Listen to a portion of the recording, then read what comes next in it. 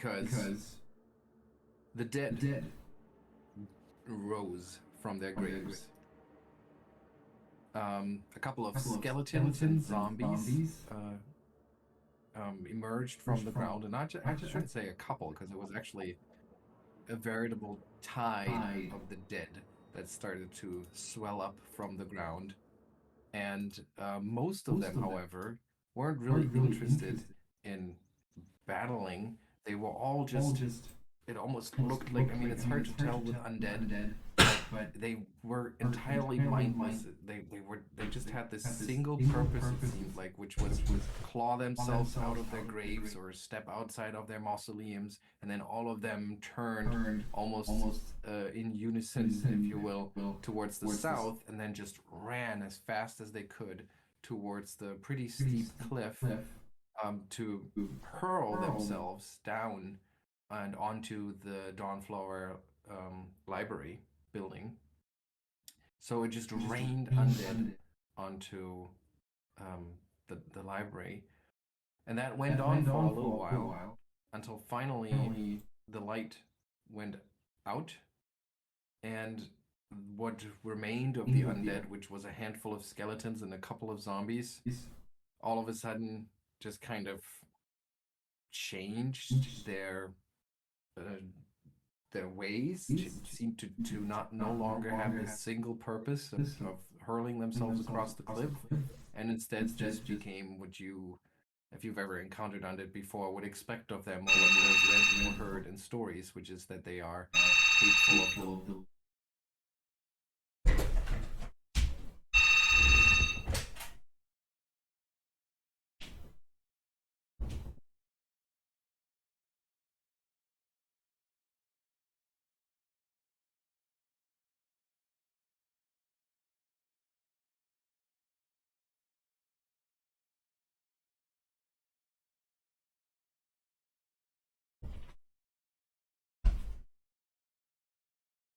But in the end, you all prevailed. You managed to destroy what remained of the undead, and I think we just basically left the scene at that. So I'm going to move over here to the graveyard.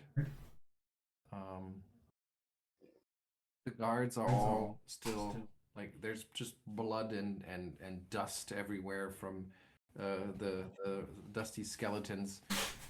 Everybody's covered in grime and gore. The guards are all breathing heavily, wide-eyed, and it's just something like that has definitely never happened in their lifetime, so they never would have expected something like it to happen.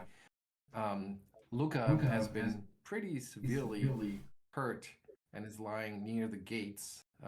Artur had patched him up a little bit, and then rejoined the fray, I believe. Birke, you had probably checked in with the library first, because it took you a little while longer to get here. Sam, you had asked in the chat after the next session what you would see if you looked over the cliff, and what you would see is that down there, so there's these bodies that have hit the library building in the dozens. They've caused some damage here and there, but nothing too devastating. A couple of them actually made it all the way to the ground, and a very few of them didn't immediately get destroyed outright from the fall. But Vandy and her acolytes have made quick work of the ones that were left. So it's very curious what the whole point of this could have been, if anyone would have done this intentionally. Unless, of course, it was to sow fear and terror, because it definitely did that for the guards, and you would assume for most people in town that would be a very, very, very unsettling thing to know that something like this could happen at any time. On the plus side, you had earned enough to level up. We leveled up, I think. Did we level up before this encounter? No, right after. Right after. So I already gave you the XP for that? Is that right? Yep. Yeah, okay. I have 2 out of 1,000 XP. I don't know. Yeah. If that's it. That seems Give me accurate. 1 second. I think he's just having a bit of trouble with timing. Sorry. All right.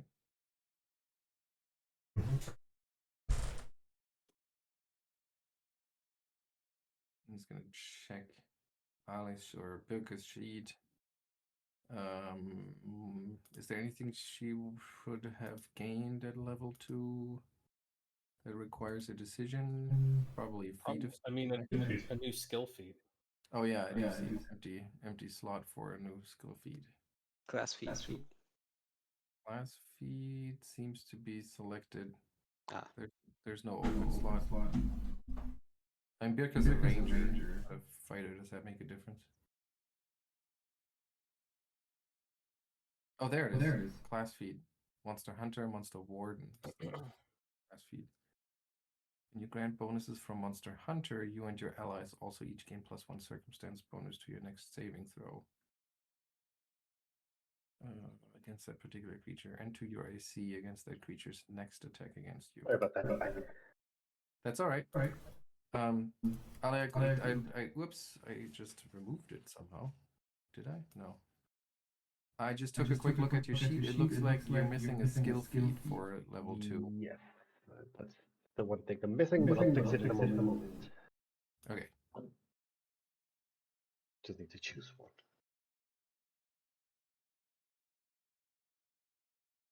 Okay, maybe we'll give you a minute to do that, and then we can jump back in.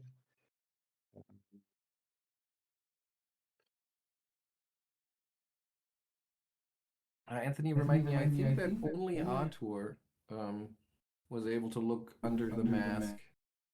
Is that right? I don't think anyone else has noticed that yet. I remember some sort of discussion between Ottardo and other people, so I think he, at the very least, told other people. I think it was Souma. Yes, Oh, right. Souma did. Would have to know. Yeah. Yeah, because she dragged him away from the spider creature, so and was present with the attempts of first aid. Oh, right. I should mention that, Ale. After the group and the guards put down the zombies, which dug themselves up from the ground, so they were here, or the skeletons and the zombies were in the graveyard and were apparently animated by this ghostly light. But then something different happened, which is that the light came on again and just kind of focused in on a particular spot on the graveyard, but something like indiscriminate, just kind of on the path. And then a creature just appeared, teleported or summoned or anything, something like that. And that creature. Where the light was. What's that? Where the light was. Where the light was, yeah, kind of like, imagine like a stage light, like a spotlight, and then in the center of that spotlight, the creature all of a sudden appeared. And the creature itself was a weird, slippery, scaly horror from the Darklands, a spider-like monstrosity that you also were able to defeat, but it's definitely not something that would have been on the graveyard before. So that, just to tell you that apparently that light has more than one things it can do. Birke would know that this creature is not native to this region. Yeah, you are. I can tell I'm a ranger. Exactly. Did you pick a Yes, I take the quick jump. quick jump? Okay. What does that do? It changes the jump to so high jump and long jump are a single action instead of 2 actions. Okay. And you don't need to stride. Yeah. Okay. Cool. Great. Anyone else? I don't think we did that before the next session. Anyone else has something cool they want to share? I think Ottardo, maybe you want to explain your new aura ability. Well, I think seeing the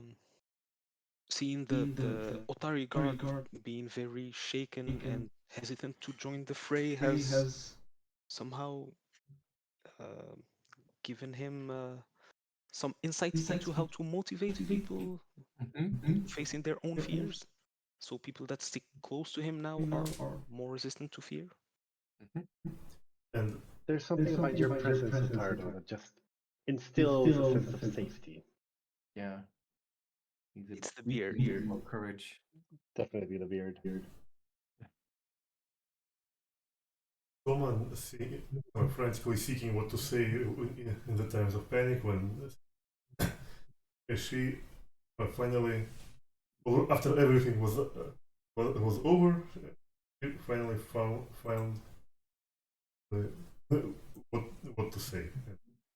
Now she remembers how to persuade people to not feel afraid as well. Okay, cool. So, attempt to diplomacy check carrying into the world. They see 10 for elimination. You have fright, and each of them is is it temporarily immune for 1 hour? And that is what kind of action? Just a single action, or how does that work? I think attempt diplomacy. It says activity, which I think means. So it is. It's probably not the combat action. Okay. Okay. Good to know. All right. Okay. Yeah. Artur doesn't have anything to share at this point. No. How did Lucca react to all this? Like, did you notice him acting a bit funny when all the skeletons started popping up?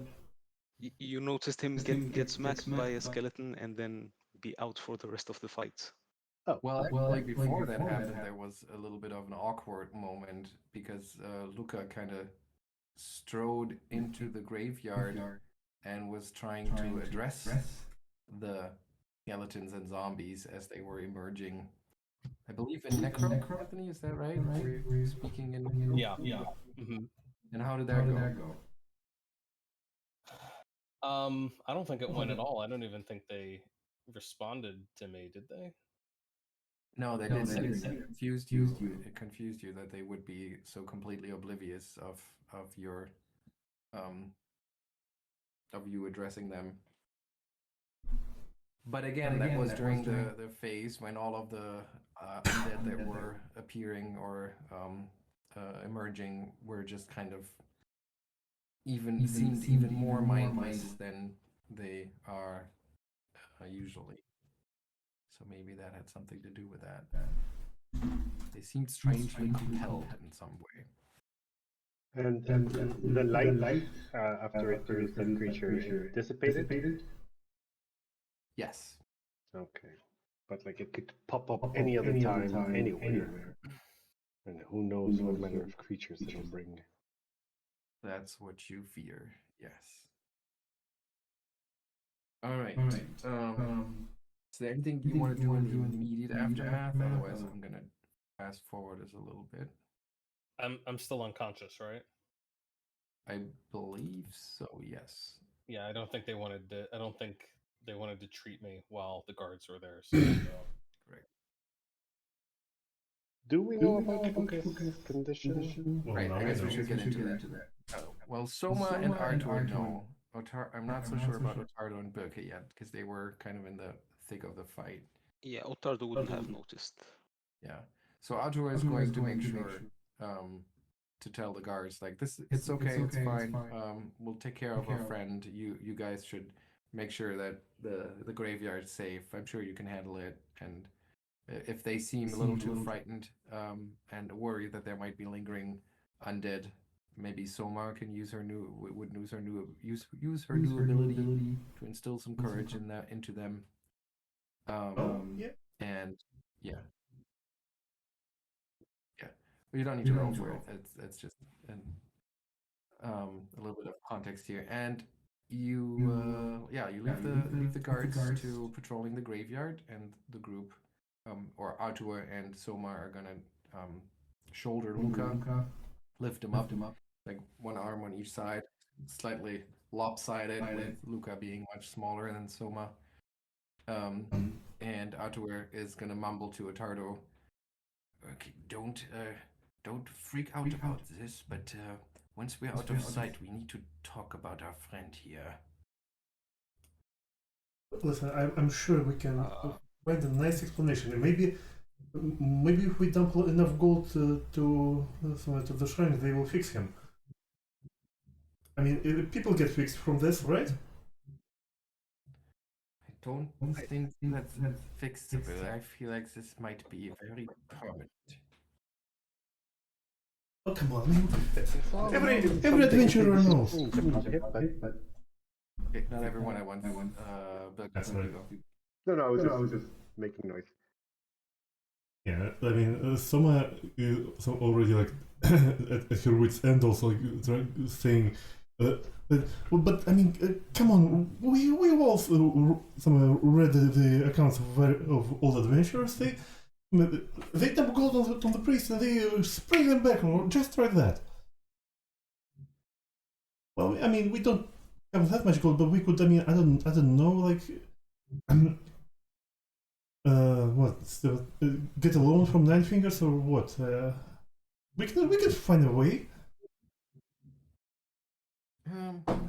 Arthur like scratches his head, and he looks at Souma and he says, "I mean, I'm not so sure about that. That it's you know that Vendi is a priest of the Dawnflower. I don't think that they would be willing to look into these matters. I think they would find a very simple solution to save his soul." And then you notice that Ottardo and Birke are just kind of like, what are you guys even talking about? And then I just, I think it's only fair for us to make a decision as a group. And then he somewhat dramatically pulls off the mask. And I would refer everyone to the Discord, to the Braving the Vaults channel from last week, to look at that wonderful image of what you behold. Audible gasp. Indeed.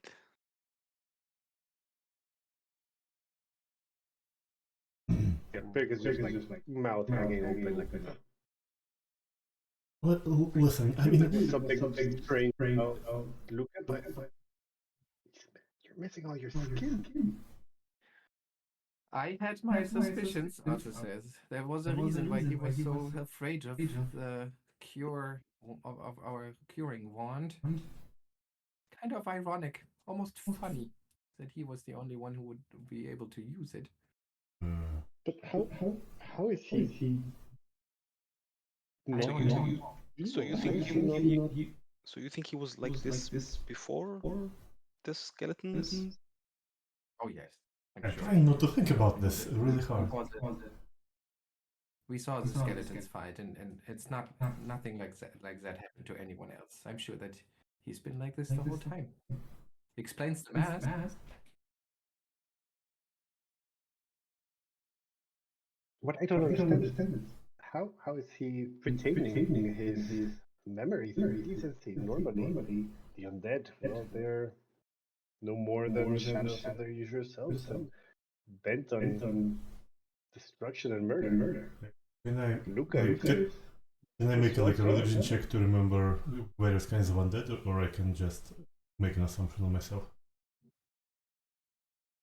I'm just making an assumption. The undead.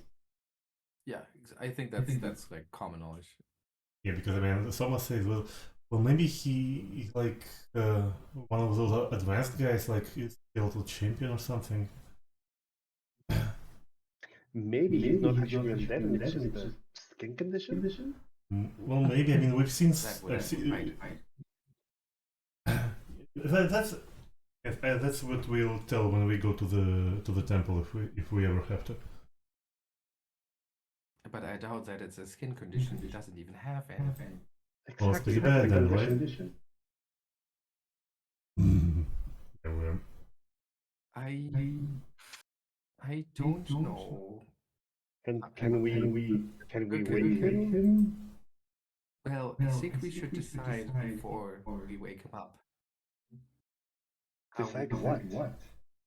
I mean, what do Well, we I mean, know about this really? We know We until he passed out, he was our friend. Yes, If I mean, anything, we owe him at least the courtesy of asking him before we decide on anything. yeah, I'm fairly sure he earned our credit of trust at the very least. So,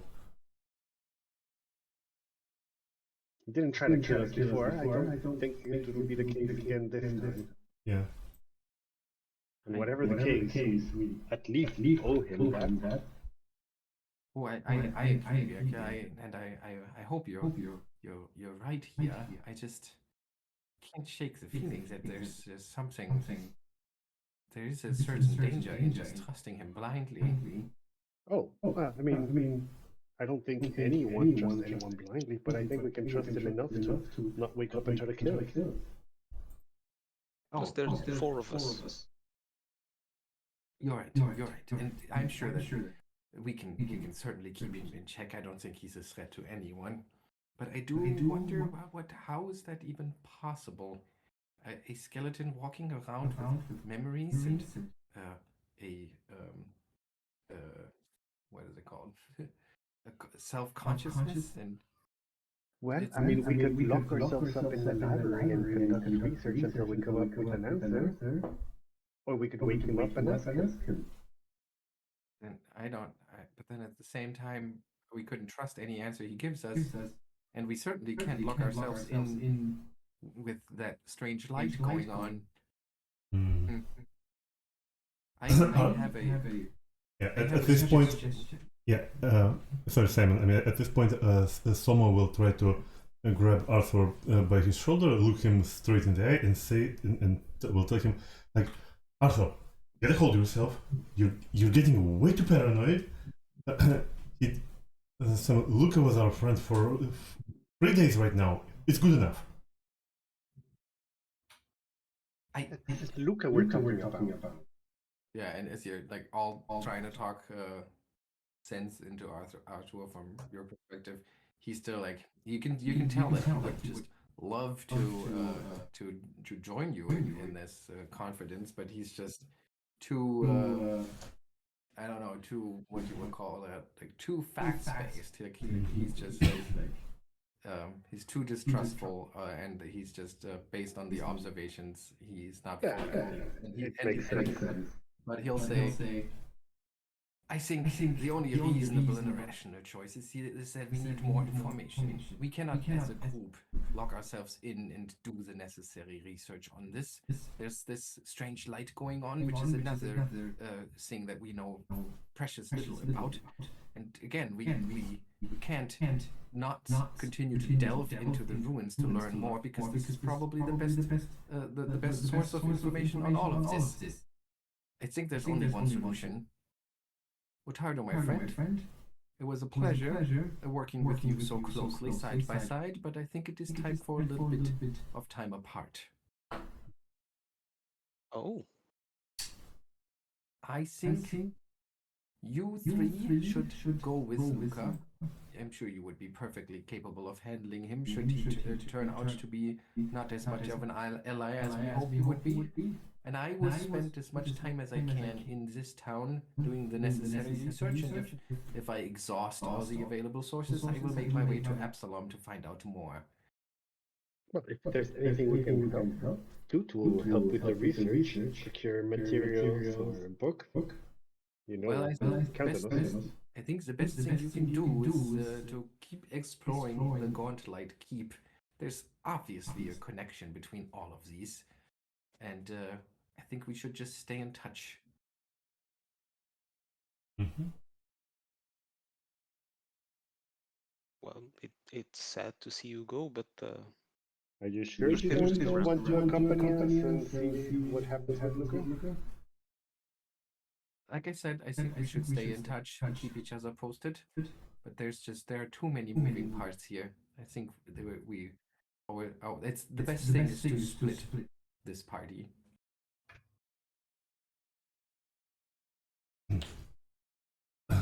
Well, splitting a party usually very bad omen, but I trust your professional opinion in this completely. So, as long as we're not splitting ourselves right in the gauntlet, we should be fine. So good luck, Arthur, and please keep us keep in touch. We all will benefit from informational support. Also, tell us where to leave our notes of our investigation, because I'm sure you want to be well informed about everything we'll find out down there.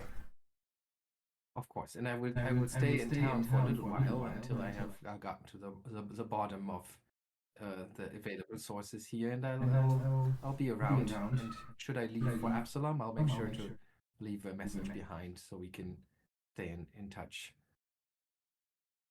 And I've never been one for emotional speeches and camaraderie and things like that. So I guess all I need to say is thank you for all the support in our mission, which we have seemed to have completely abandoned, and replaced with another, all the while way more important seeming at this point.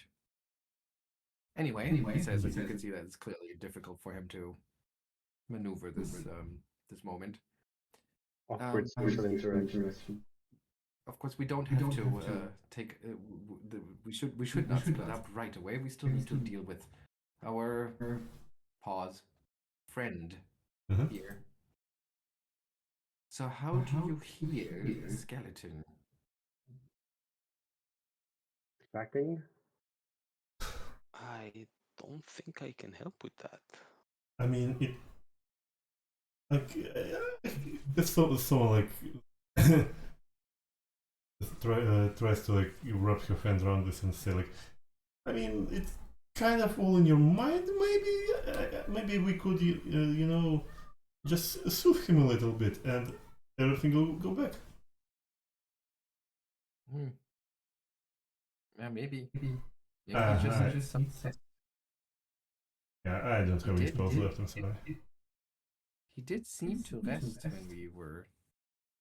So maybe he just can heal on his own. Mm-hmm. Do you think he'll heal better if we put him in a coffin? Or bury him? It's in a fresh soil. It should work. In the fresh soil of his homeland. Do we know his home? We don't know. No. I think you're thinking of vampires, my friend. Maybe. Well, let's get him somewhere inside first and away from prying eyes. That's a good idea. Maybe we can get him to Rin. Does everyone have a suggestion where we could take him? Yeah. I mean, maybe Rin would be willing to take him as a curiosity. Ottardo, where could we take him?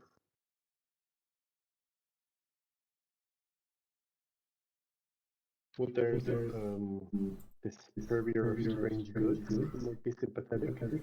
Wait, I lost my PDF. Are you trying to sell him? Sorry, what? Are we trying to sell him? Or pawn him off? No, but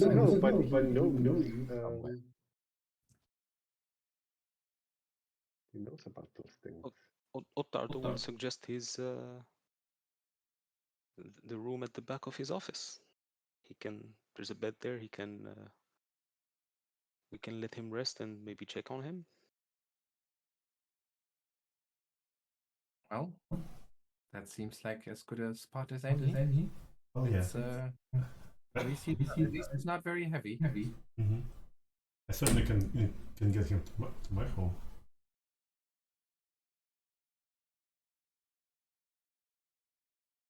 Yeah. So where do you want to take him? Either Souma's home or into Ottardo's office back room. Yeah, it seems to be the most normal. I did not get that. What was the decision? We'll get him to the office, yes. Okay. So, I would assume that Ottardo is definitely, of course, going to stay there. Arthur is going to stay there too, just to be there when and if Lucca wakes up. How about the other two? I'm coming with. I want to be there when he wakes up. Yeah, I mean, Soma is too much on the on edge to go to her rooms in the Crooksnook, so she will stay here as well. Okay. Anthony, how does natural healing work for Lucca? Does he regenerate hit points overnight? He does. Okay. So then, I guess after a couple of hours, probably late in the morning, Lucca's gonna wake up to the face of Arthur, like with a very quizzical look on his face. It's like you immediately get the sense that he's somewhat defensive. The other three, what is their impression like when Lucca first opens his eyes is not right, but first catches sight of them? Soma is sleeping. With no mask on, probably at this point. Yeah. Soma is still sleeping. Okay, so much sleeping. How about Birke? Birke is brewing tea, and yeah, very almost with a lot of curiosity. Try to withhold the things. Very anxious to see what's going to happen. Yeah. What would probably happen is if you left the mask off of him, his eye sockets, which have been dark the entire time, would probably there'd be a sudden little flare of kind of a dull crimson light deep in the backs of the sockets, and you might catch like a whiff of something that smells like smoke, or brimstone, and then suddenly he kind of pops upright, and he looks around and goes, "Oh, where are we? Oh, where am I? Let's see. It's been I feel a little crunchy." Calm down, my friend. Notice that you're not wearing your mask anymore. We know. Oh. And friends, he's awake, for lack of a better word. Yeah, I'd offer you a cup of tea, but I don't know if you could stomach it. He reaches up and he kind of feels his face, realizes the mask isn't there, and he says, well,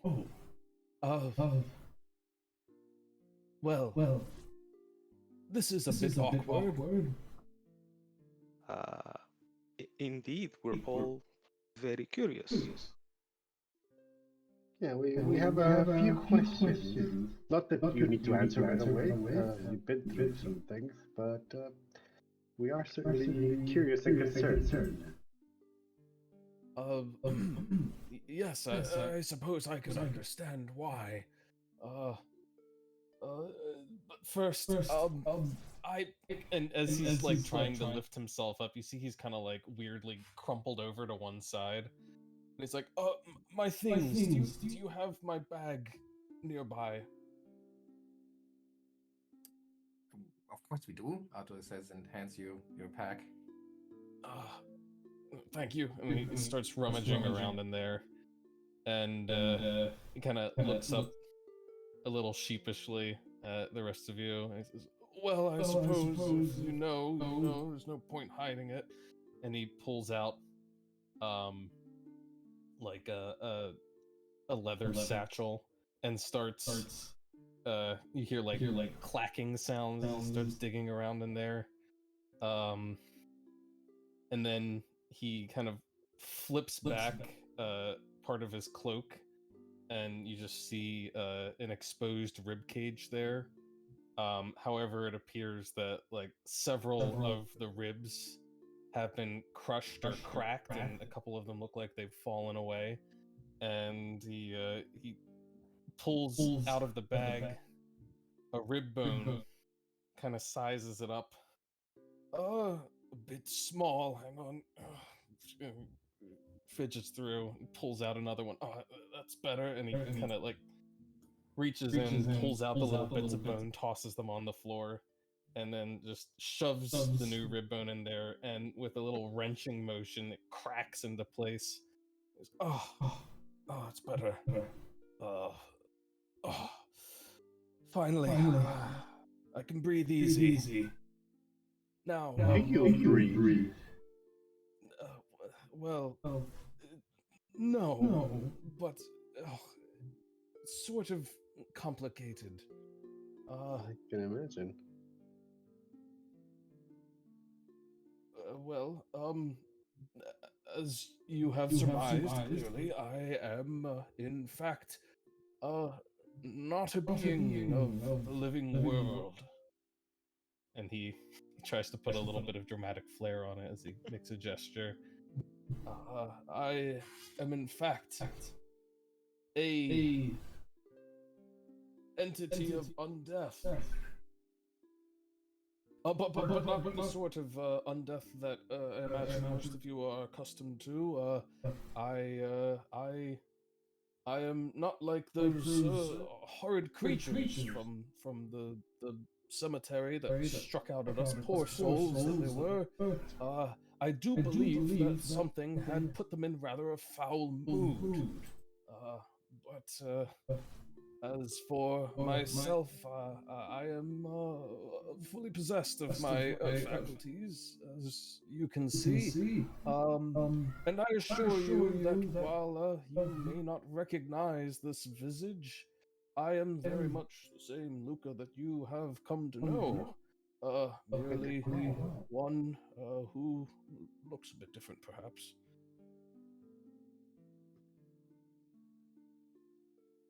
So undead day, but you were not destroyed by the attacks of the skeletons. What is that about? Destroyed by the attacks? I'm sorry, I don't. Well, and normally when an undead creature is attacked hard and long enough, they don't just pass out until the next morning. They are destroyed. Yes. Well, it is rather a bit of a mystery, isn't it? One I must confess I don't fully understand myself. But I imagine that it has something to do with my, shall we say, will to carry on. If it were, I don't believe that most of the mindless sort of my brethren are quite so possessed of themselves as I am, or it could have something to do with whatever it is that has bound me again to my once living form, or at least I presume this is my once living form. In all honesty, I'm not completely sure. You seem to know precious little about your state of existence. Yes, it is rather a mystery to me. These last 40-something odd years, I've traveled much and attempted to learn what I can, but I must confess I remain painfully ignorant about my own state of affairs. Something I was hoping to rectify here at the Dawnflower Library. And a rather ironic twist, their devotion to destroying undead means that they do have quite a few tomes regarding them in their library. It's just a little difficult for me to get access to them. I do know a few things about myself, but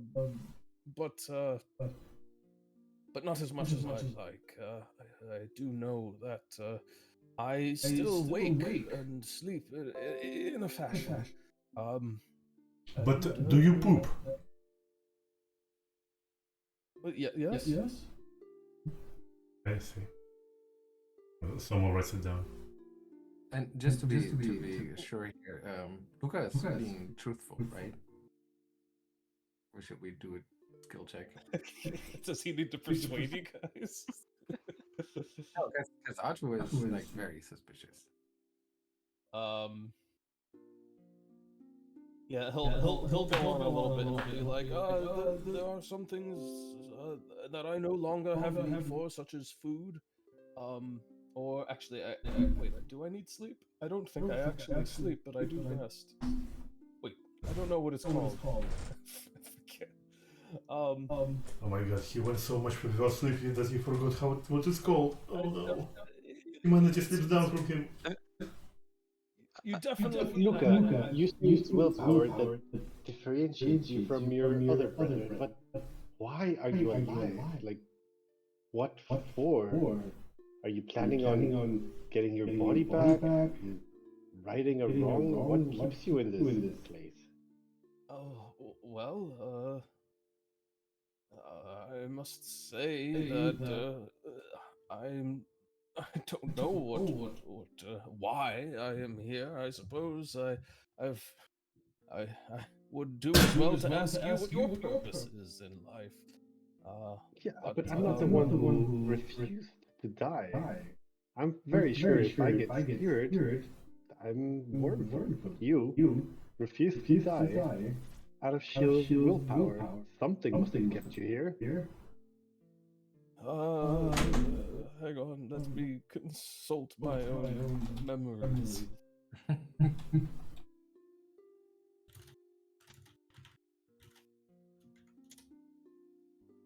Oh, you enter a state of quiescence for at least 4 hours. Give me 1 second.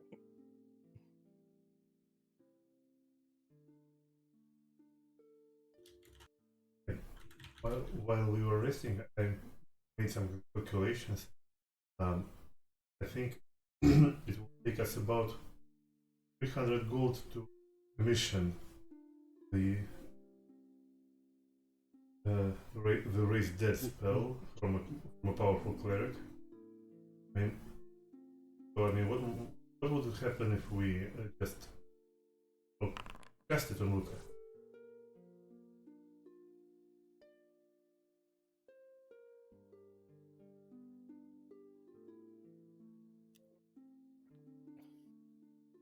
Okay. If you cast what? Raise dead on me? Yes.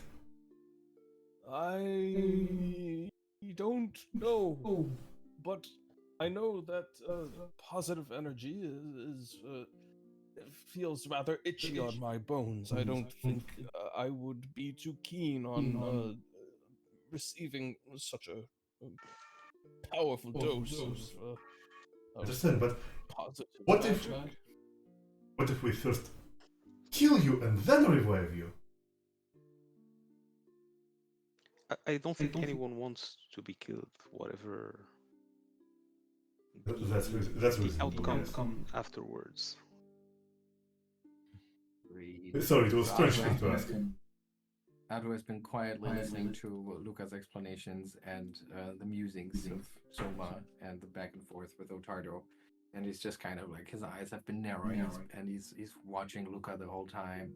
And eventually he gets up and he straightens out his code and he says, well, that's all well and good. So you just don't know much about this coincidental existence of yours. You don't really understand the rules by which you live, and you just happen to be in the area when a powerful necromantic force is arising in an old dungeon nearby. Interesting coincidences happen, I guess. And we've of course greatly appreciated your support so far, but the group and I have talked during your absence, and we thought that it might be wise for me to split for a little while from the rest of the group and look into what this Gauntlight may actually what it may be. If there's maybe anything in this town that might help us figure out what this strange pale light is that we saw, why it was triggered and why it did what it did and how, because maybe that will also tell us how we can counter it.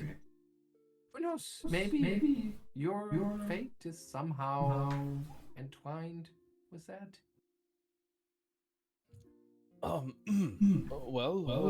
you can ask anyone around town. I mean, I've been here for nearly a year now. I mean, I think it's just as you say, coincidence. But yes, I sense now that something very foul is happening at Gauntlight. Or what struck me as pure curiosity before, I now sense is something deeper and more vile. Corruption of these remains raised from their slumber and then forced to hurl themselves off a cliff in a second death. Oh, it is a hideous notion. One might argue it's a fate worse than death. To be returned only to be dominated in such a fashion. I did have a bit of a conversation with them, or at least attempted to, before your arrival, and it seemed that these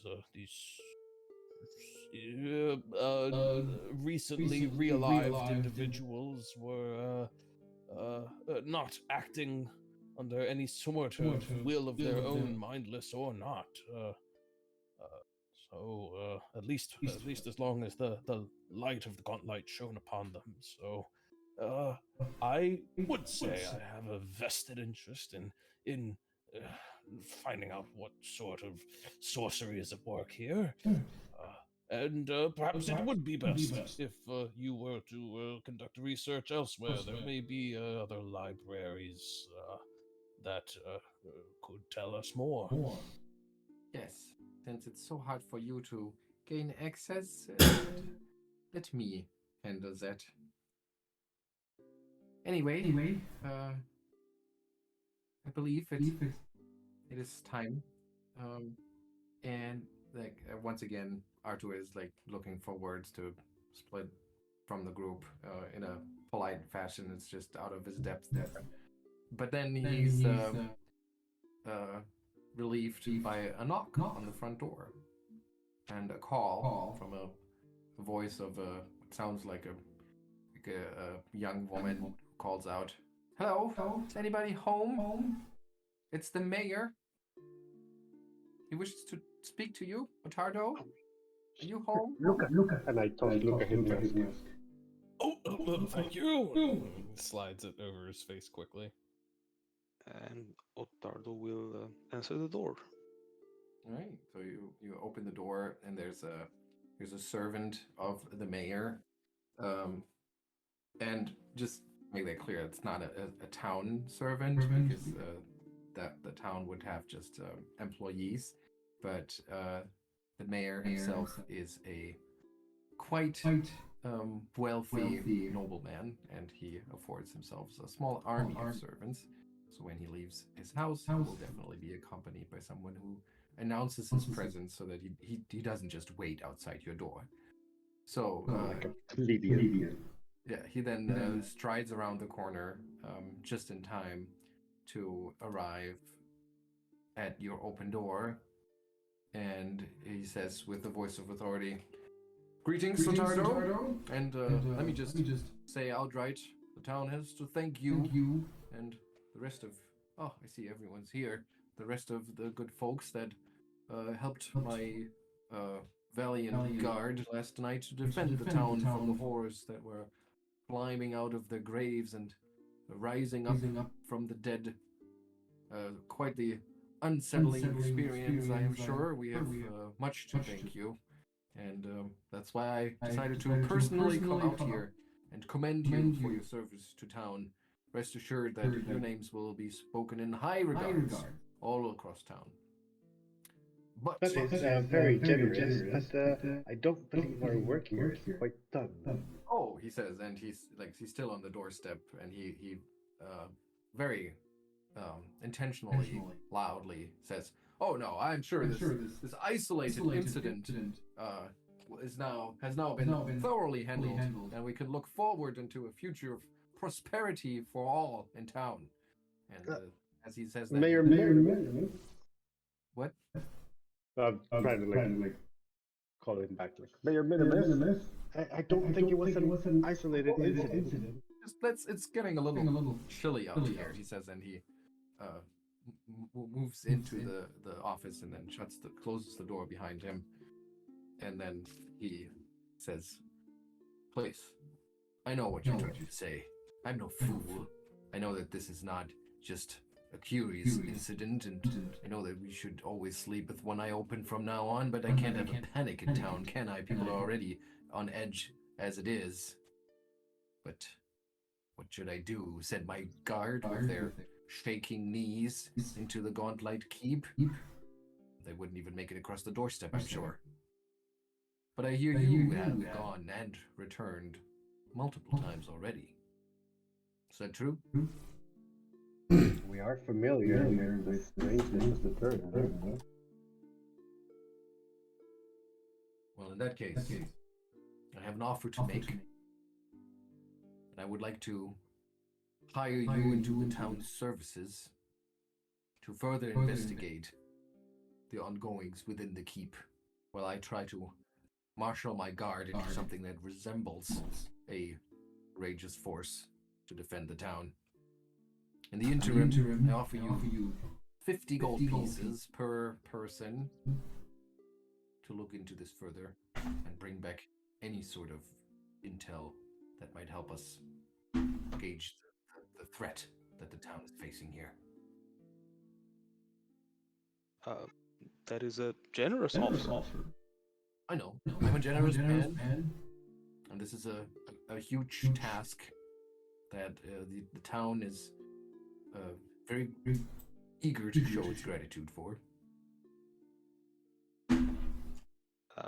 Ottardo is going to turn to the others and look at them questioningly.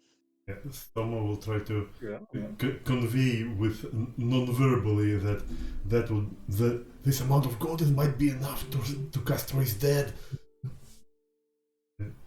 She will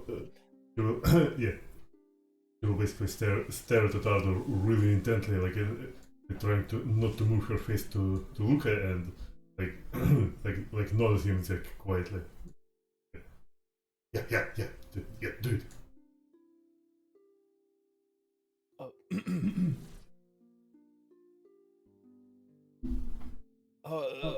Mr. Mayor, of course, it is an honor to be graced by your presence, and to acknowledge the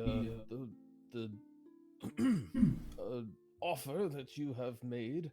But I should point out that we have risked life and limb, and I very nearly perished hours ago in the defense, or attempted defense of the town. While 50 gold pieces is certainly a healthy sum, I hardly think that accurately represents or compensates for the amount of risk that we are undertaking here, especially considering the relative defenseless state of the town. It rather sounds like we are the first line of defense for all of Otari, and our numbers are small. We will need to be very well equipped. Give me a what is it? Persuasion. Persuade check. Sure.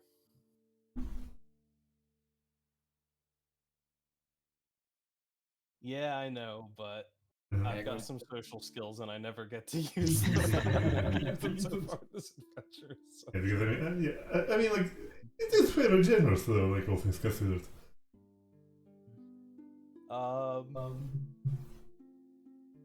Let's see.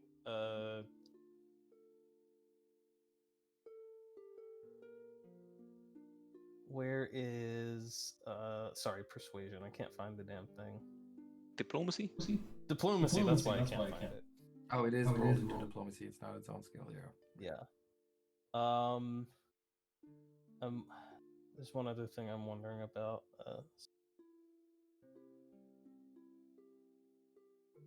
Uh.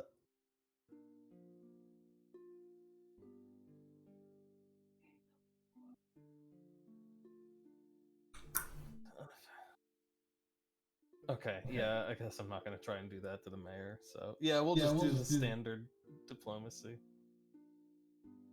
I don't think I want to know what other options you're looking for. Violence. Yeah, that's awful. So that you can Can I, roll a see. can I use a hero point on that? Sure, you can. Yeah. It's too late for me to try my new my new abilities to inspire competence. But it would be very strange if someone spontaneously burst into a performance. Yeah. I guess. How about Well, 26? Yeah, no, this is better. Okay. So you notice the faintest little smile kind of flash across the mayor's face as he turns towards you and he says, I'm sure you're right, and I do not mean to downplay the dangers that you have faced already and the courage that you have shown in the face of these threats. However, I'm sure you will understand that without knowing what is out there, I cannot empty the town's coffers, even if it's just a promise of a future payout. What I can do, however, is that I can make sure that it's publicly known that you've been deputized by the town, and I will also make sure that everyone knows about the heroes of Otari that have protected the town from the dead tide. I'm sure that the merchants in town will give you a generous discount on any wares or services that you wish to acquire, and from my personal coffers, we shall grant each of you a little forward, if you will, a little advance on your payment of 10 gold pieces each. And he says that it's the most generous thing he could think of. Renown and some gold. Works for Birke.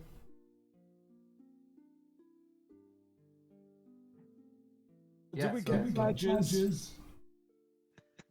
I just he turns to his servant. Do we have badges? And it's his personal servant, so of course the servant is just like, I can certainly look into that, sir. Lardus is sooner cut off his own arm than give me a badge.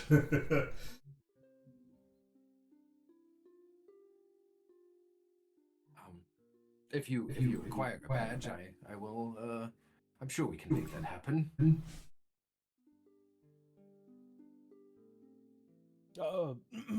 Yes, of course. That would be most useful. One other.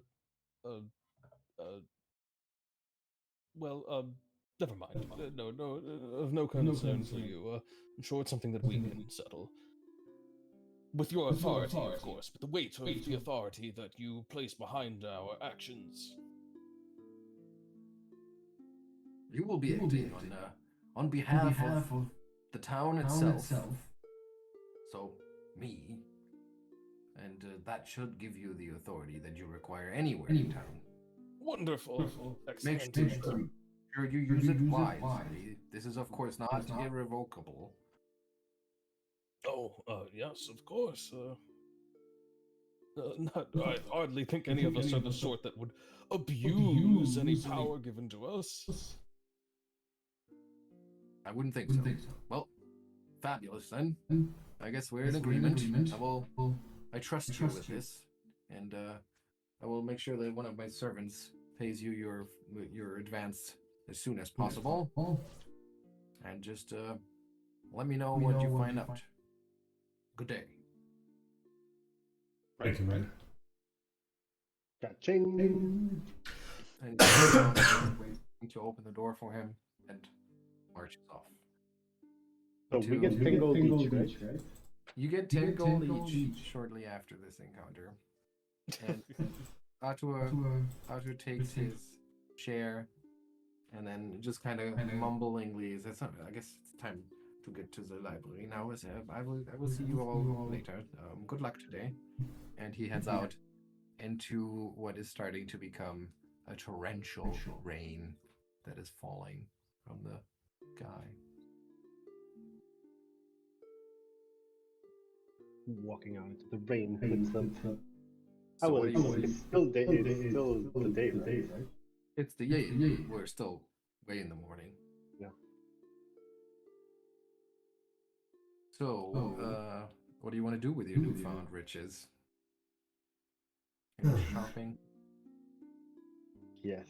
Health potions and sharp objects. I am very, very badly damaged still, I do have to say. I have 2 hit points. Ooh. Wait. If you do wish for me to accompany you back into the Gauntlight, and I would rather like to go myself, then perhaps I will need to spend some of this to ensure I'm in condition to rejoin you, unless you wish to wait for me for 10 days to recover. I don't believe we have 10 days, but we don't have to rush them right away.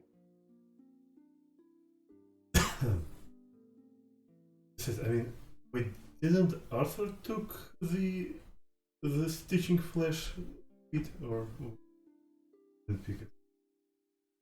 Yes, and then he conveniently left. Yeah, I guess we can let him do a heal check before. I mean, that was probably part of being by Lucca's bedside during the night would probably be a heal check. So, Ali, just for your information, we realized that Lucca, as a skeleton PC, really cannot benefit from anything that has the healing trait. Is that right, Anthony? Positive. Should, yeah. No, I think Soothe still. Wait, did we figure out? I think it was positive heal that we said. Positive healing It has effect. aren't healed by positive healing effects. Yes. Yeah, And yeah. the Sooth is psychic healing effect, so it the only heal that works. Magical, at least. Right, and because even the treat wounds skill. Oh, we had to say that treat wounds doesn't work on him Because he's For dead. Yeah, wounds, you need to feed. because it says one injured living creature, but now Otto took a feat called Stitch Flesh, which means you can use treat wounds to restore hit points to undead creatures. So that's why Otto gets to make that roll. that's why it doesn't work. As we found the feat for it, but I didn't realize it says injured living creature. Okay. Yeah. That's how it doesn't work. Yeah, and it even says you can use it to restore hit points to undead creatures, not just living ones, just to double on that. Although I do have to say, Souma, that your soothing words are remarkably the only sort of magic I've ever found that seems to help me. Besides, of course, the usual sort of things that heal undead, harm spells and the like. Well, back in the Arcus, sometimes soothing words is the only thing that keeps you going. So you actually woke up with 13 more hit points, Lucca. Oh, that's a lot better. That's what. Well, it's far from perfect, but Those old bones are healing. yes, a few replacement parts and your own good work there, Arthur, and I'm in better shape than I thought. But I do still have a couple of hairline fractures that I'll need to address.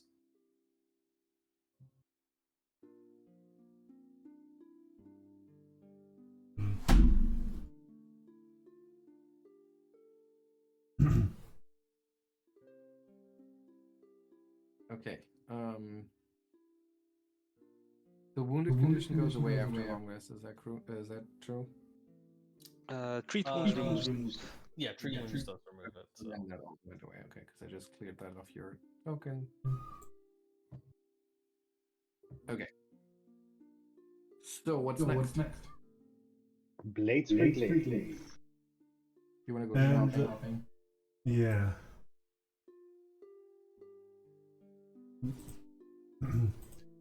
And I'll have to visit oh,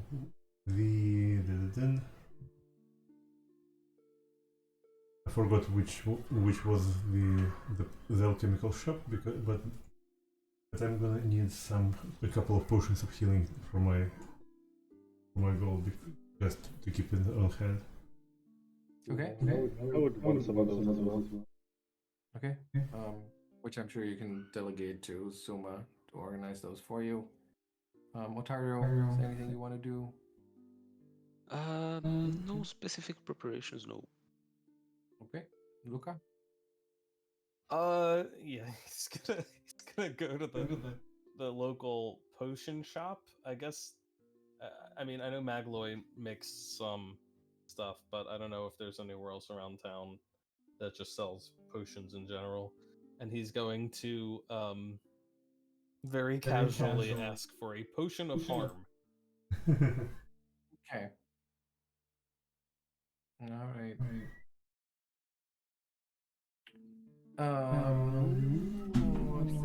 Let's go one by one. So first up, Birke, you wanted to go to Blades for Glades. The shop's owner. Number 6. The shop's owner is this inviting fellow. He's a pretty bitter guy. Probably ran across him before in town since you've been here for quite some time. His name is Carman Rajani. He will let everyone know that his last name is no coincidence, but that he's actually descended from one of Otari's founders, Vol Rajani. And he constantly shit talks the mayor any chance he gets. So when you walk into Rajani's store, you see him leaning onto a workbench, talking to a farmer from town who just got his plow shears sharpened, and you can see him be pretty animated about how can this happen? Like, how can the mayor just all of a sudden there's zombies and skeletons in town? Ooh, the mayor didn't see that coming. Well, I guess he should be better informed. He's in charge to protect us. That's a dereliction of duty, is what that is. And you walk into that, and then as you enter the store, cling cling, he looks up from his conversation. He says, "I'll be right there." Anyway, where was I? Yeah, so that's not good leadership, is not what it is. And then he continues his rant. Oh, I hate Carmen, but the only one in town. Like, hey, Carmen, I'm back. I said I would be right with you, Birke. Just relax, okay? Anyway, is there anything else? And you can see that the farmer is also, he's kind of not very much enjoying the conversation. He's just inching away from him. He's like, oh yeah, I really gotta go. With the rain and everything, I got it. And then finally he makes off, and Carmen turns towards you and pulls himself up to his full height, which is not as impressive as Birke's, but he's still trying to seem imposing. He says, so what will it be today, Birke? We need to have a bit of a situation with some undead. I need the right tools, and before you give me a whole speech about how to use them and intricate with them, do you have something that will be useful, or are you gonna talk my ear off for 20 minutes again? Useful? What would be useful? Useful would be a mayor that can actually handle shit in town. And when you are our gracious mayor, we all have to listen to you. But until that day, do you have something? Yeah, well, if I was mayor around here, things would definitely be different. And he turns around, grumbling to himself, and he just walks up to a rack of weapons. He says, so what were you looking for? blades or something blunt. When a piercing weapon. But I really like my current glaive, but it's still lacking a little bit. Do you have something similar that can, keep me a bit of an advantage? Well, You know, what do you something think? that I can use with both hands and then I can reach creatures that don't want to get too close. You mean something with a long, is it called a haft? Like a pole arm of some kind? Yeah, something like that. Yeah. Like I said, I quite like my glaive. Just wish it did a bit more damage. I mean, Or armor, if you have anything. I ran into a boar the other time, and there was a small wooden death doll creature. Actually, I have it right here, like the little doll. That little bastard almost kills me. So if I can keep my organs inside me, that would also be super helpful. so you're looking for armor too. Well, if you have either. All right, let me see. So you want something long? He says, and he goes through it, and he's like, well, we do have like there was a couple of years ago, boar hunting was all the rage, so I made a bunch of these, and then nobody actually bought them, and he is showing you a couple of, what are they called? Long spears? Is that right? Is that a pole arm?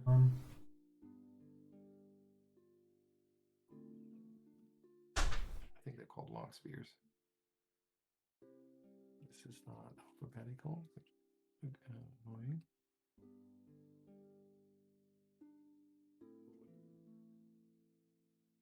So what are you looking for?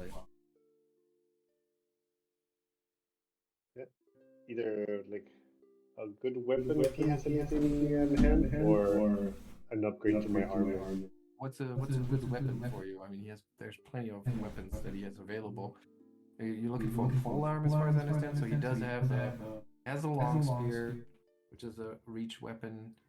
He also should have a large axe of some kind. What is it called? A halberd.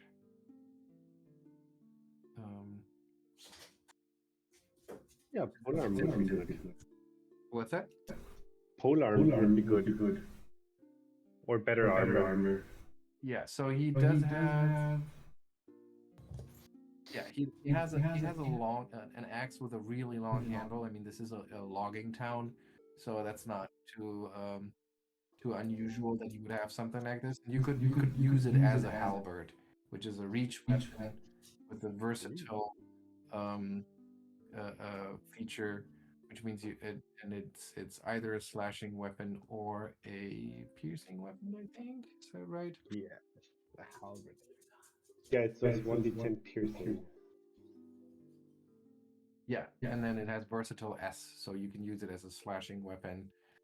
And that's just something you can freely choose with any attack with no penalty, and it has reach. So that would be an overlong axe essentially, or the spears that were used, the long spears that were supposed to be used for boar hunting. Those are the pole arms. Oh no, this one is got like that. And he could This is perfect. Okay, because he could also A gizarm, maybe? a gizarm. That seems too specific for him to just have in stock. He could certainly make that. It's just martial, not advanced. Oh, I see. Yeah. That would be okay.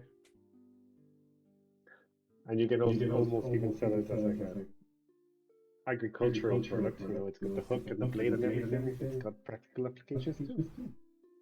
Yeah, that's true. It's like when you're trying to get to the attic door down.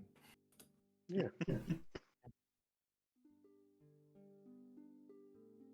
That's probably also still from the set or from the weapons he made for the boar hunt a while ago. So yeah, what are you interested in?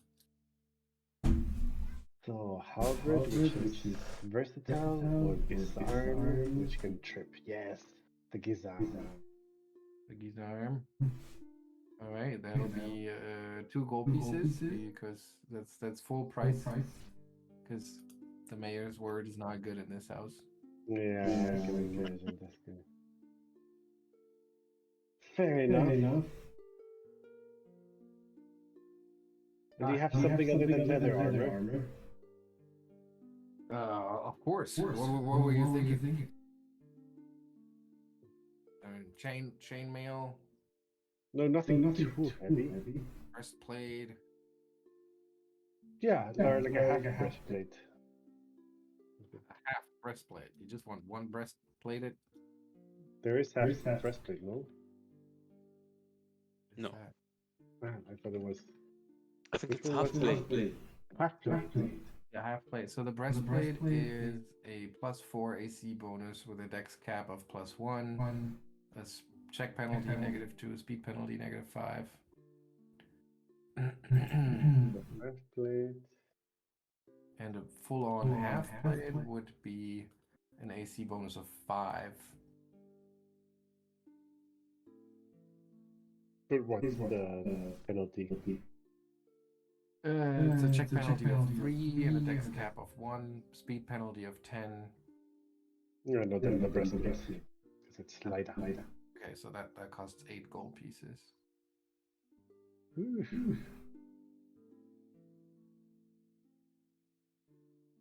All right. Well, is that all?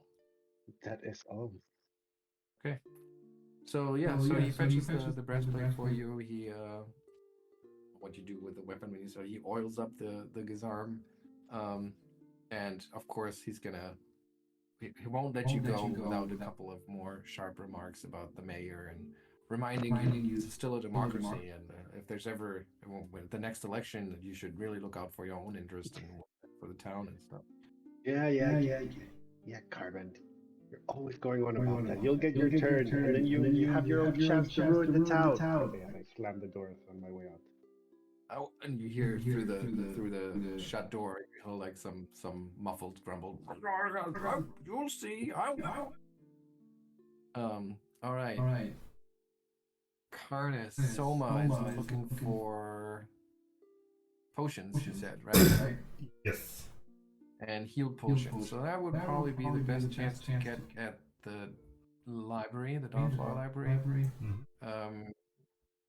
They have various healing magic, probably also bottled up. How many were you looking for? I need at least 2 because I've actually grabbed them from Companion right now. It has a feature of buying them. Okay. So you go to the library and you run into Vandy, of course, who's coordinating the repairs. He's currently right outside the library, despite the pouring rain.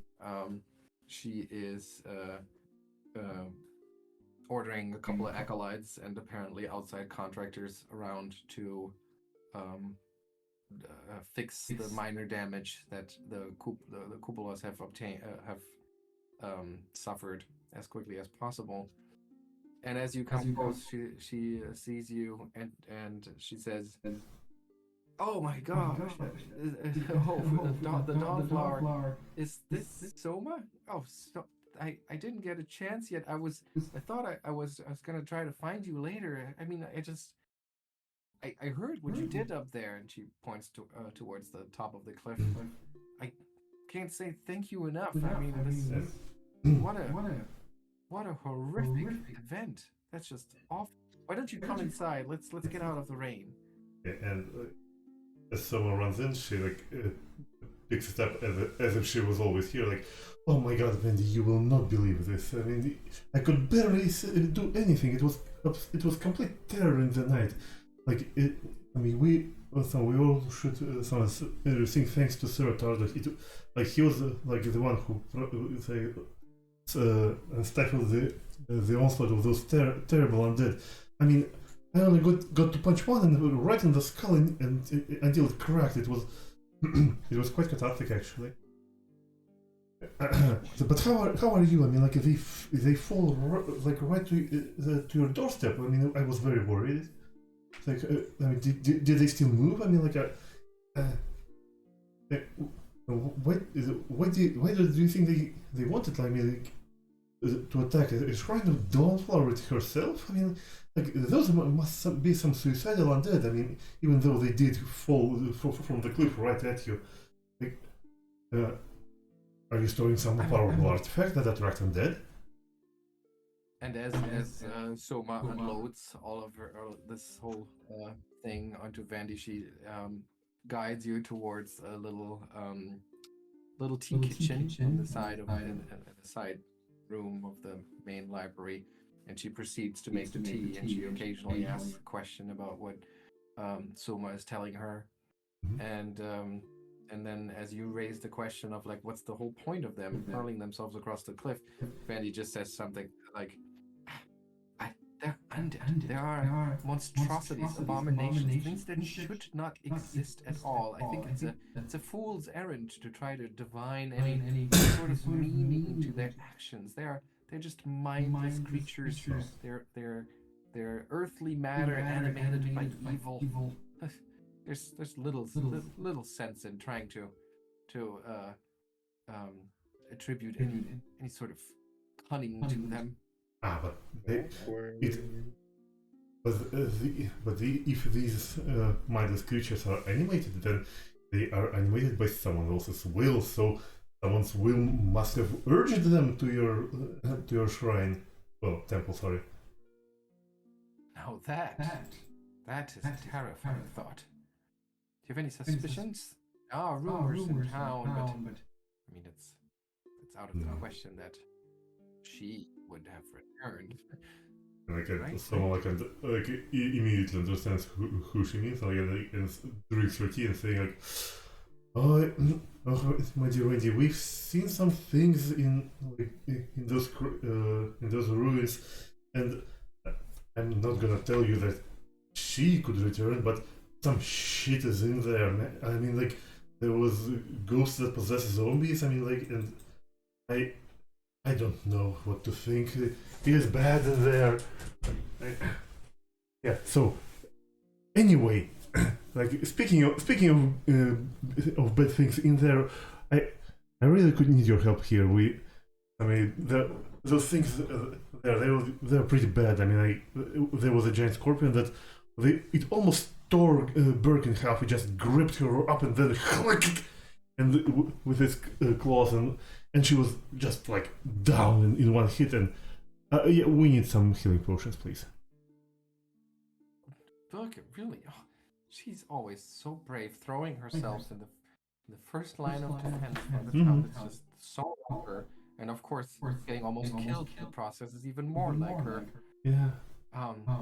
Well, I mean, of course, the least that the temple can do is support you in your endeavor, but I mean, you understand that the Dawnflower, of course, values charity, but even charity, Christ. I can, of course. I mean, we do owe you a great deal. So, let me just, and she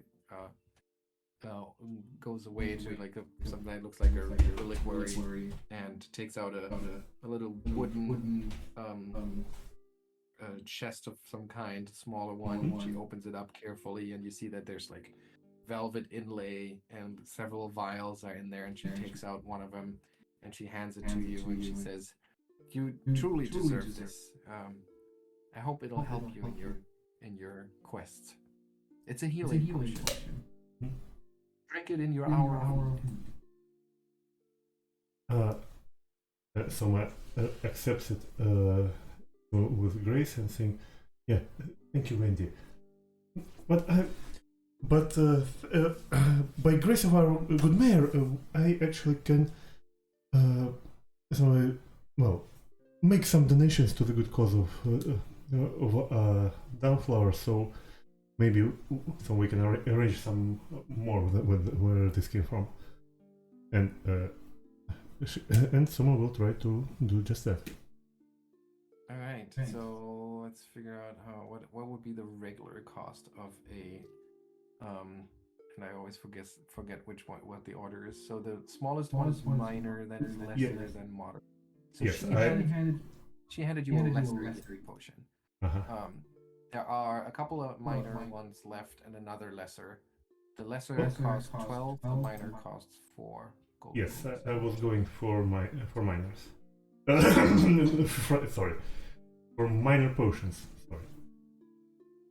You want 4 minor potions? No, 2 minor potions. Okay, so that'll be at you get a 10% discount because of the mayor's decree.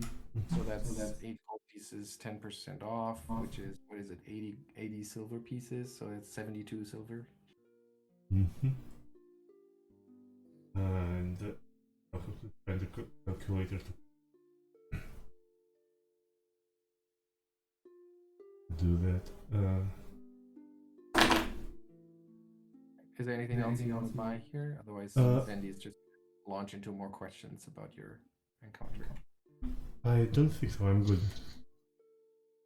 Okay, yeah. So then he pours some tea for the two of you and continues to curiously question you in great detail about that last night's battle. All right, so we have Lucca, who is looking for a kind of unusual potion. Yeah, I think the more accurate thing would probably be looking for an oil of unlife, which is Okay. technically a common item, but I don't know if the average market stall has oil of unlife. I think he might go to Morlibent though, because he already got some scrolls of harm from Morlibent, and Morlibent seemed to imply a certain sympathy to his situation. So, All right. Okay, so you come back to Morlibent's store, and it's not very busy. He lives in this little well, he actually lives in the tower that rises from the back half of the store, but the store itself is a one-floor wooden bookstore, and it's not very busy because he doesn't generally get a lot of customers in this little town, especially not on a rainy day like this. So as you open the door and an invisible chime rings out, he immediately perks up from a very comfortable looking chair that he has placed near the window and was deeply immersed in a book that he was reading, and he adjusts his spectacles and says, "Oh, hello, customer. I'll be right with you." And then he noisily gets up. He says, it's you again, I see. Well, I'm glad that you didn't hurt anyone with your last purchase. At least I haven't heard about anything like that. oh, no, of course. That's. I would never think of doing such a thing, unless, of course, they were attempting to maim or slay myself or one of my friends. However, there's been no cause for any sort of that, and there's plenty of other ways to deal with someone who's trying to kill you. So really be a waste of the scroll, in all honesty. But never mind. I'm here because you have assisted me with my rather unusual request in the past, and now I'm afraid I must make another, perhaps even more unusual request. I know that this is a bookstore, of course, and this perhaps lies outside of your normal purview of items for sale, but I am seeking perhaps to find a certain oil, which is known to assist in the recovery of creatures that are unalive. Oh, I think I know of what you speak. I'm terribly sorry though, but we don't offer these kinds of services. You might be more successful at Rin's place, though. Her little Oh. shop, Rin's Wonders. Rin, yes. She offers all sorts of oils and tinctures and potions and other eclectic bric-a-brac. Rin, is she the sort to ask unfortunate questions? That is a very good question to ask of her if because she sometimes doesn't really. She's interested in a lot of things and is surprisingly uninterested in other things.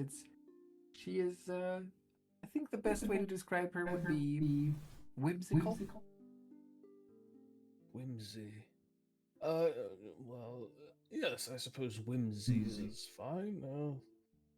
Well, very good. If you recommend her for this particular purchase, then I shall take you at your word. I don't suppose you happen to have any other scrolls. I feel bad just stopping in here and then not buying anything. Oh, well, that's very considerate of you. Of course, I mean, mostly we deal in stories and anthologies of wonderful fiction, but I do indeed have a couple of scrolls. Let me see. And he goes into the back somewhere and grabs a handful of rolled up paper, and then says, "Well, we have this one, which will let you see magical things. So it's a scroll of detect magic.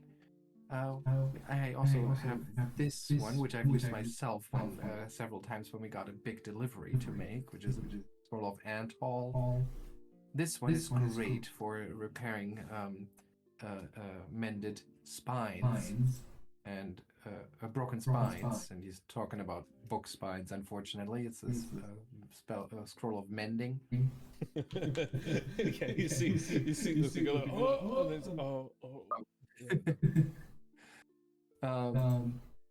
and then two more scrolls. One of them, he says, "This one's great whenever a particular exotic volume comes in. It's comprehend language." And this yep, and the final one is dispel magic. Comprehend language. Oh, it's a second level. Yes. How much is a scroll of second level? 12 regular, so 10% off, which means 120 minus 12, so 108 silver. 10.8 gold.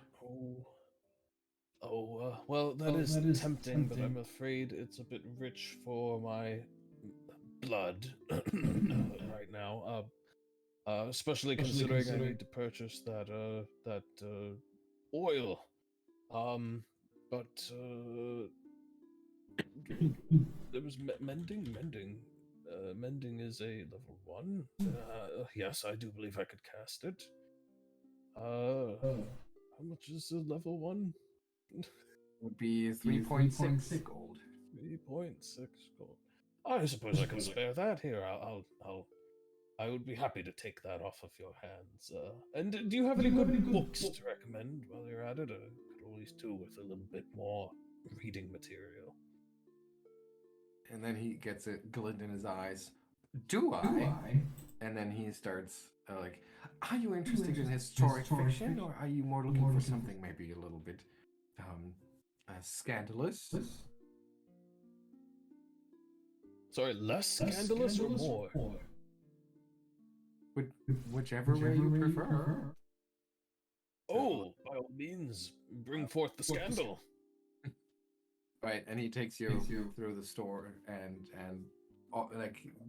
recommends a bunch of different fiction works, and with each recommendation, you always have to like slow him down because he's about to tell you the entire plot if you don't stop him in time. And you notice that they have really a wide array of fiction works to offer all sorts of stories from all over Golarion. Cool. Okay. Yeah, he'll pick up a book, something that sounds interesting. Anything from Cheliax? Oh, yes, of course. We have the story of the glorious reclamation, slightly embellished by the author, of course, and also plenty of fan fiction set in the realm of what is it called? Randoval? The place Ravunel. Ravunel, yeah. Which is the part of Cheliax that broke loose during the events of the Hell's Rebels campaign. Oh, yes, that's always good. Here, I'll take some of that. Take one of those.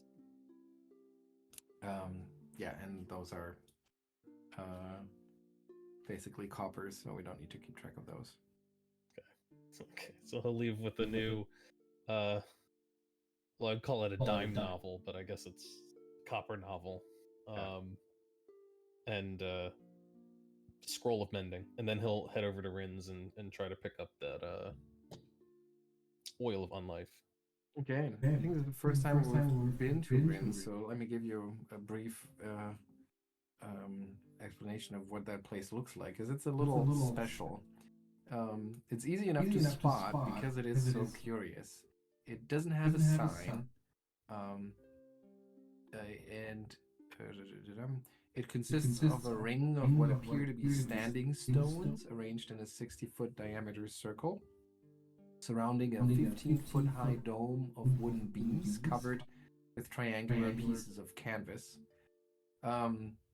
Actually, if you look closely, you'll see that the standing stones are actually also made of wood frames and canvas, but they're cleverly painted to resemble granite. The area between the central dome and the surrounding circle is a collection of other dome-shaped tents, and the wares are stored in there, which is particularly important now that it's raining so hard today. And they are all kind of neatly bundled up to keep the rain out. The central dome, yeah, if you step into there to find or to look for Rin, she is sitting in there in a with her legs crossed, sitting on the floor. There's the even in this kind of weather, there's a little hole in the top of the dome where water gushes in, but she just set up a couple of pots to catch it. And she's sitting in a dry spot within that central dome, her legs crossed, her eyes closed. I don't know if we've actually shown her before. You can clearly see her devilish features, the horns sticking out from the sides of her head, but also her elven features, her pointy ears, are quite obvious to see. And as she notices somebody entering, she opens her eyes, and you see those completely white eyeballs, another sign of her elven heritage. And she says, the stranger has returned.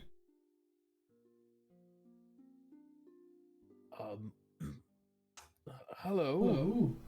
Rin? Yes.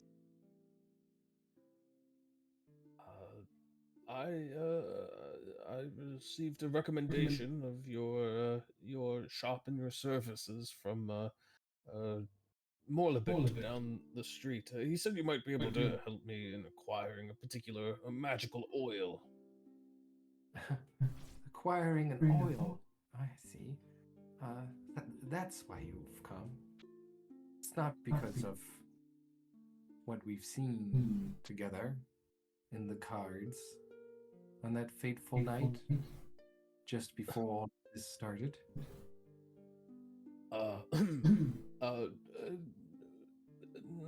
No, not precisely. Just the oil for today. She chuckles slightly and she says, "It's all right. It's all right. Oh, the caravan moves on. Whether we push it or we just let it slide." And with those slightly ominous words, she gets up and dusts off her quite spectacular looking robes and says, "What is it exactly you're looking for, Lucca?" Well, an oil of unlife would serve quite well. Oil of unlife. What an interesting choice. And she says, "I think though that I do indeed have some. It came in the cutest little vial. Let's check outside." And she goes outside into the pouring rain. Doesn't even flinch as it drenches her. And she walks over to one of the smaller tents, opens up the flap, and almost like crawls inside, tucks in, and then shortly after she comes back out and still stands in the rain, she holds up this tiny little skull, or it's a skull-shaped container of some kind, and she says, "I acquired this quite some time ago from a traveling merchant. I thought it was just the cutest little curio. And it was just after that I by coincidence realized that it actually holds some magic to it. I believe this is what you came to find here, or at least what you say you came to find here." Yes, I believe that is exactly what I came to find here. I don't suppose you happen to have acquired two from this merchant? This is a double dose. It's one container, but it contains two applications. Oh, that's very convenient. Yes, rather splendid. I will be happy to relieve you of that. What a coincidence of fate that you should happen to have acquired it off this merchant, and it is exactly what I'm looking for, especially in a double dose. Yes, isn't that interesting how sometimes stars just seem to align? So, Yes. you were looking for a lesser oil of unlife? Yeah, because I don't think I can afford anything else. But that would be 24 gold for the double pack, the 2-pack. No, sorry, miner's 4 gold. Yeah, well then it's a total of 8, so 7.2. Okay, which means that Lucca is once again broke. Well, 7 and 2. Okay. Insufficient coins. I have 8 of them. Remove 7. Oh, I need to break a gold into silver apparently. we can't do decimal. Here we go. Remove value. There we go. Okay. And he'll take the 2 minor oil of unlife. And God. Simon, was it revealed what was in Lucca's cards before, and I forgot, or are you just alluding to things that I'm alluding that you don't know. I think we had established that it had happened. The reading had happened. But you as the player don't remember. Okay, well that's good to know. Lucca says, if you have other such useful tidbits around, I have a feeling I shall return again. Perhaps we will discuss the contents of that evening's reading another time. Of course.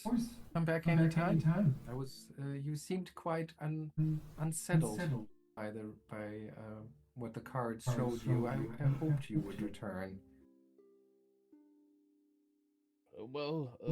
There are many unsettling things occurring around the town right now. Don't know if you've been keeping up with the news, but perhaps I would not take any late night walks around the graveyard if I were you.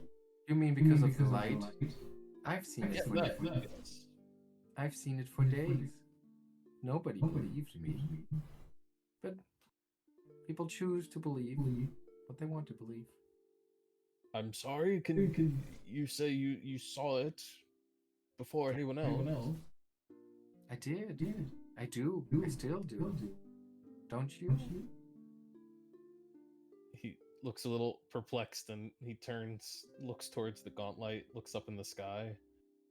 As it's raining so hard, you can't even see beyond the further than a couple of 100 feet.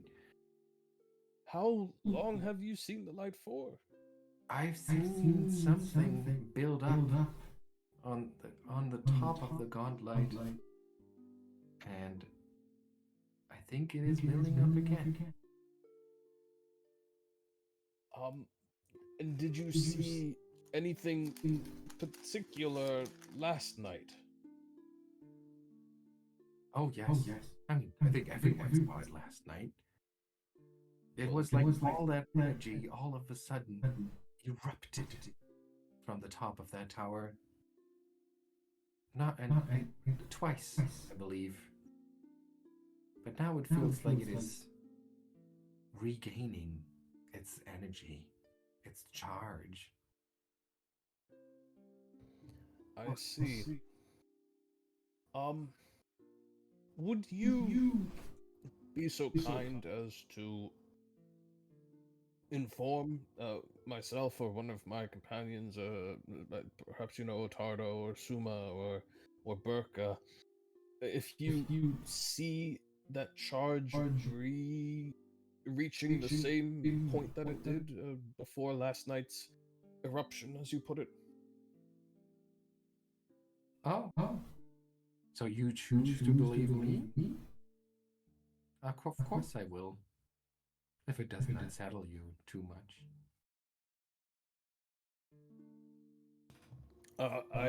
Quite frankly, I believe that there's more than one person around town who would believe your story, Rin, especially after last night.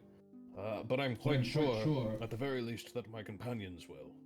So, please, it could be a matter of life and death for the town. If it's that important, of course, I will make sure to do so. Thank you.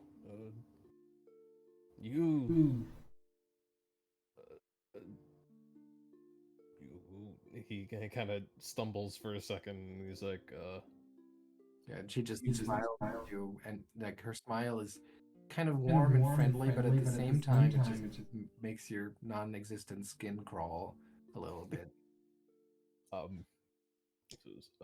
If you truly see all of the things that you say you see, then you have a gift. Hopefully a blessing of a gift.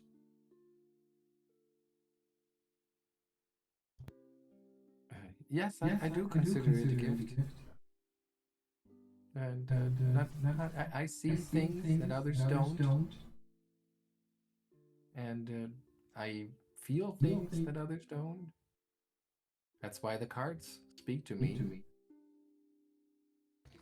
Yes, the cards. I hear the rattling of the caravan as it moves us all along.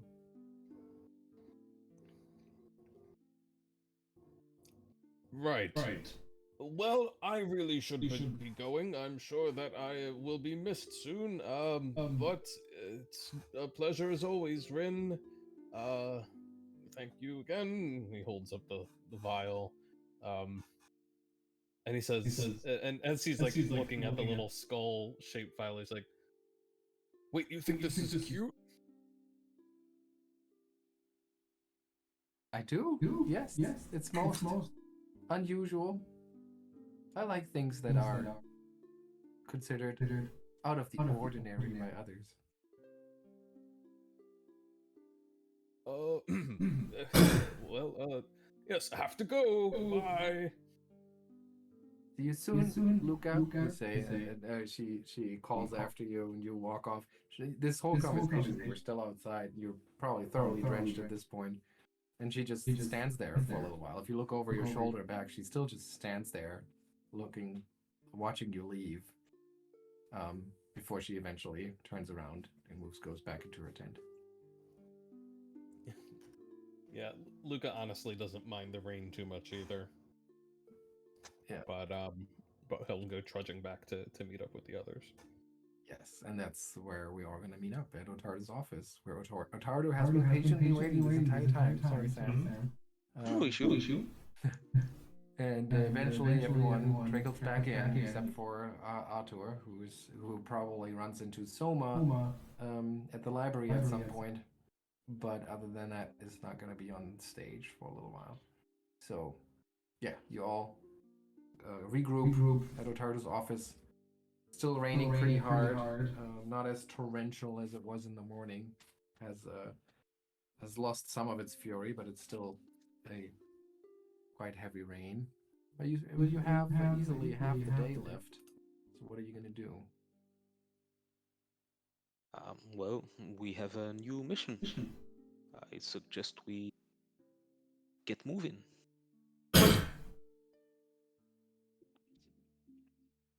Everybody agrees? Yep. Let's go. All right.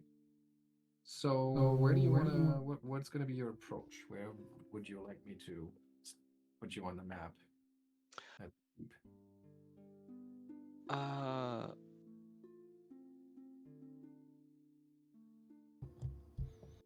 I would suggest the other entrance to the second level that we haven't tried yet. Mm-hmm. Yeah, is that group's opinion?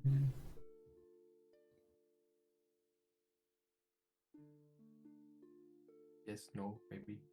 Yeah, I'm not familiar with how you try to enter, so I don't know how much. Oh, so that they had right. I guess you weren't there too for that. There was remember that little building on a little island that was not part of the main keep, where the doll was. Yep. Yeah. You found a spiraling staircase that led down into the basement of that building. And then inside the keep proper, you had found a staircase that leads down behind a secret door. So, and last time they went into the basement under the little building on the island, and Sam is suggesting to now check out the staircase that takes you down to the basement of the keep. Since we know that the entrance that we took has the scary meat tube monster that we couldn't deal with last time. Oh. Yeah, he almost sucked all the blood from Birke.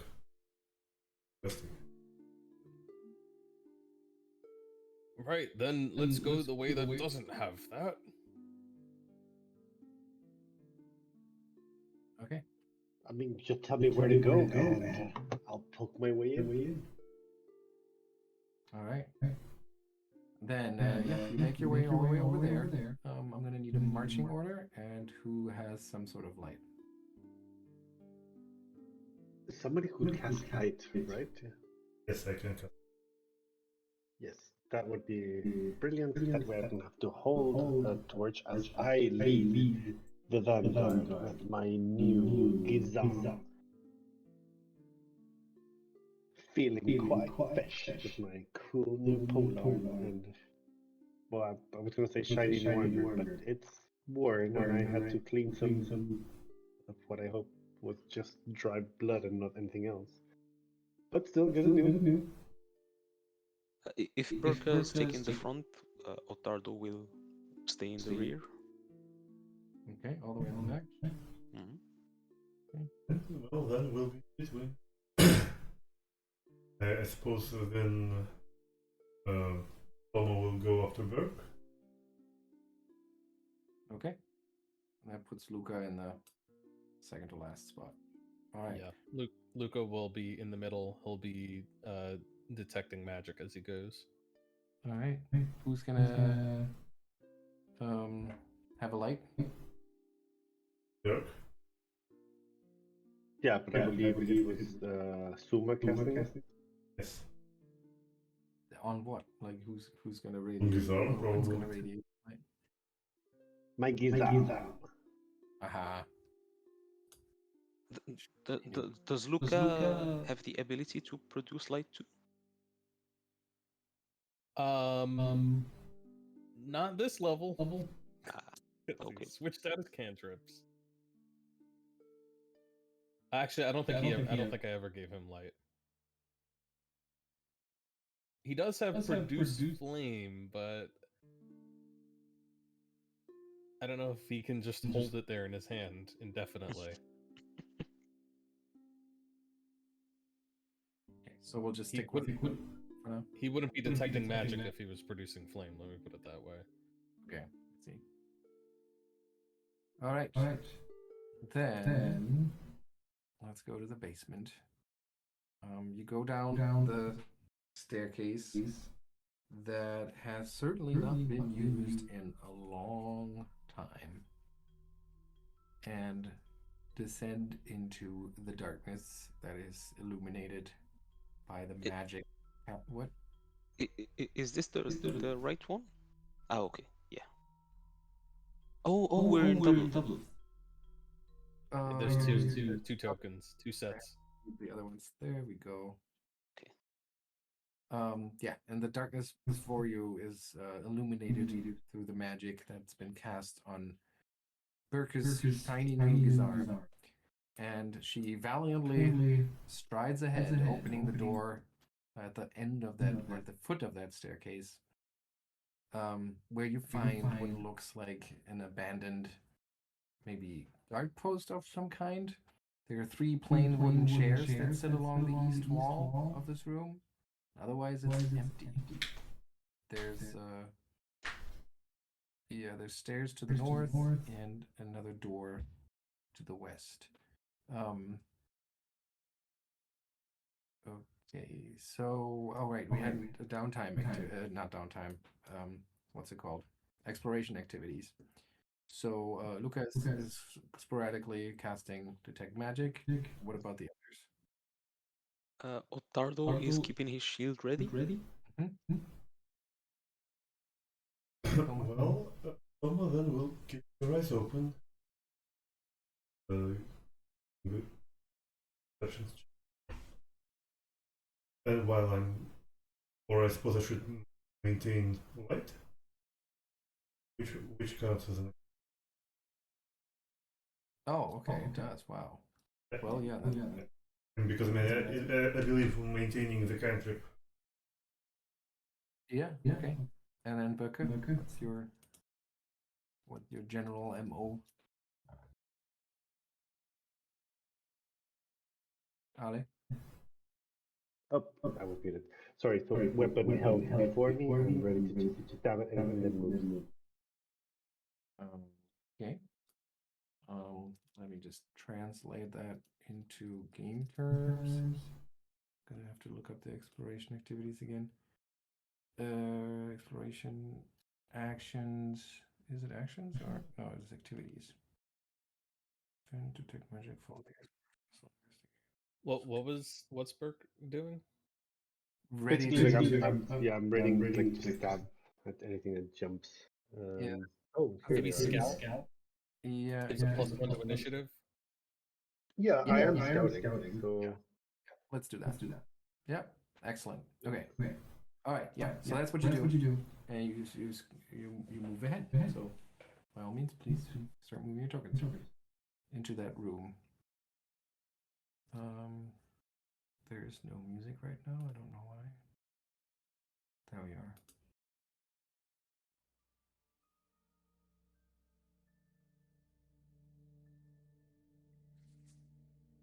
Okay. Yeah. So you find yourself in this abandoned guard post looking room. A door in front of you, shut. Thick cobwebs everywhere. Broken furniture around. There's some distant noises you hear, like a boom, occasional banging sound. Kind of weird. Drums of Moira. Yeah. The smell is the smell of mold. It's unpleasantly damp down here, which shows by the moisture is already like beading on the walls. And Soma summons her instrument. Okay. So what do? Oh, sorry. Before we go any further, I have endeavored to acquire this. And Lucca holds up the little tincture containing the oil of unlife, and he says, "In the event that we find ourselves in a similar situation to last night, apply this to my bones. A half dose, please. It's a double dose in this container. Half of the container. Apply it to me, and I shall be revived." I guess someone will pick it up as well then. I'm probably gonna be on the pickup duty. Oh, do you want to? I mean, I was just going to keep it right here on my person, and he like puts it in a very obvious pouch, so that Yeah. I figured anyone who approaches, who might need to do that, will know where to find it. I can put a label on it. I will keep in mind then.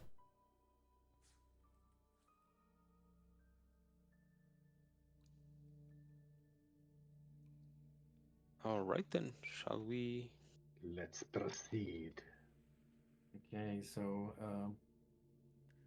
Birke continues to scout ahead into the next room, where you find a long wooden table sitting in the center, surrounded by several wooden chairs. The furniture, chairs and table, they're just like swollen because of all the moisture and dampness in here. Hardly even usable anymore. Only the chair to the north seems particularly comfortable, or at least has been particularly comfortable, because its cracked leather padding is mostly decayed.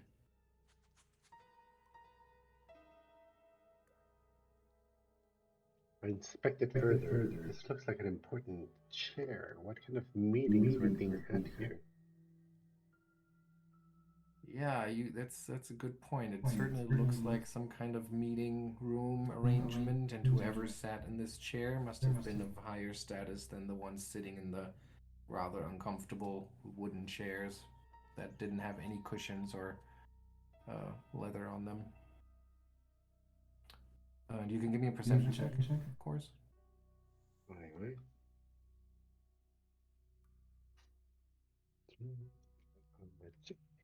Perception.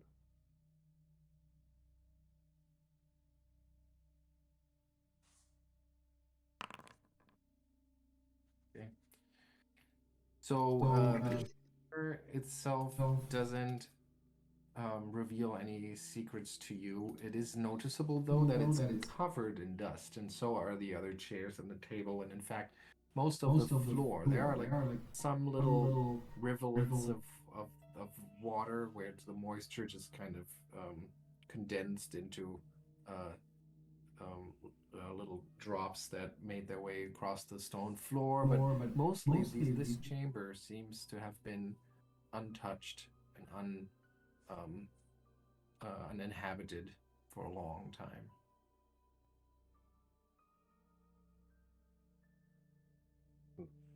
This place.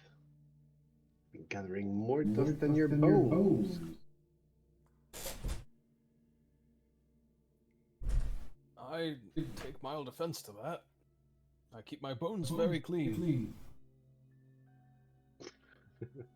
Wait, is this a dead end?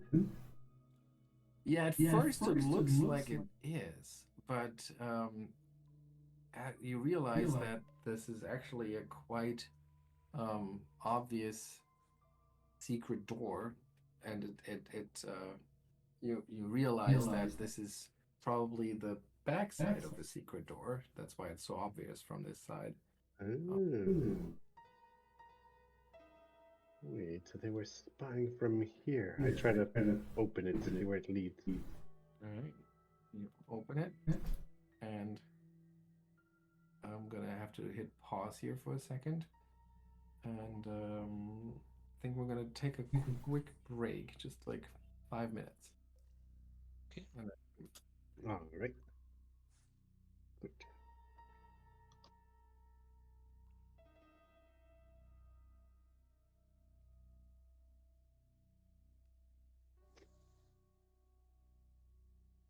Be right back as well. 1 second.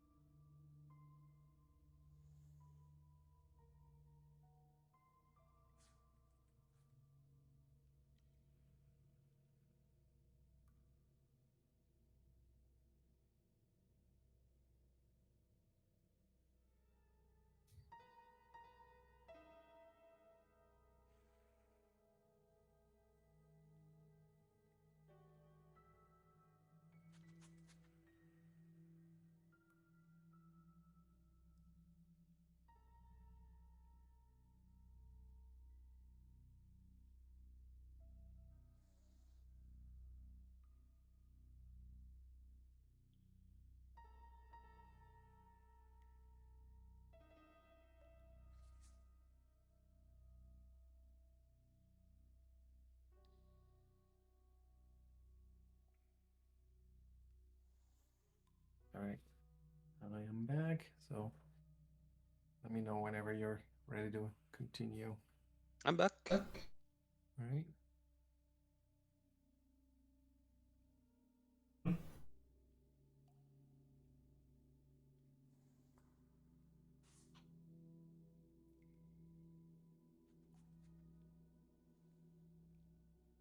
And I'm just waiting for Olive.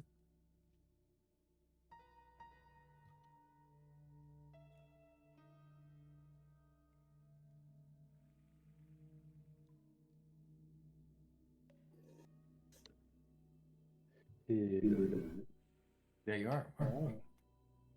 So it looks like we're all back. We can continue. Okay, so you open the door, and you spot a few things that are remarkably different from the first rooms that you've explored at this level here.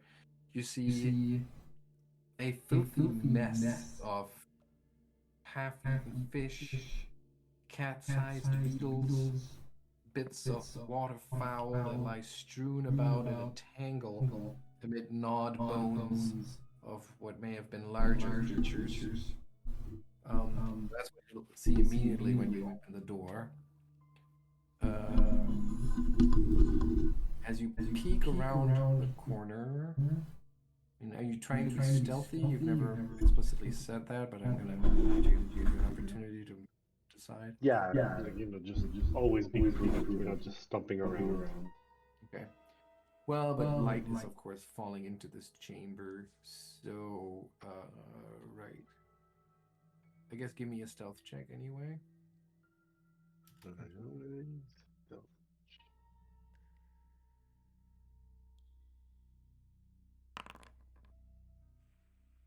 Okay, yeah, that seems. I did blind GM roll, so I have no idea what I rolled. Yeah, no, that's all right.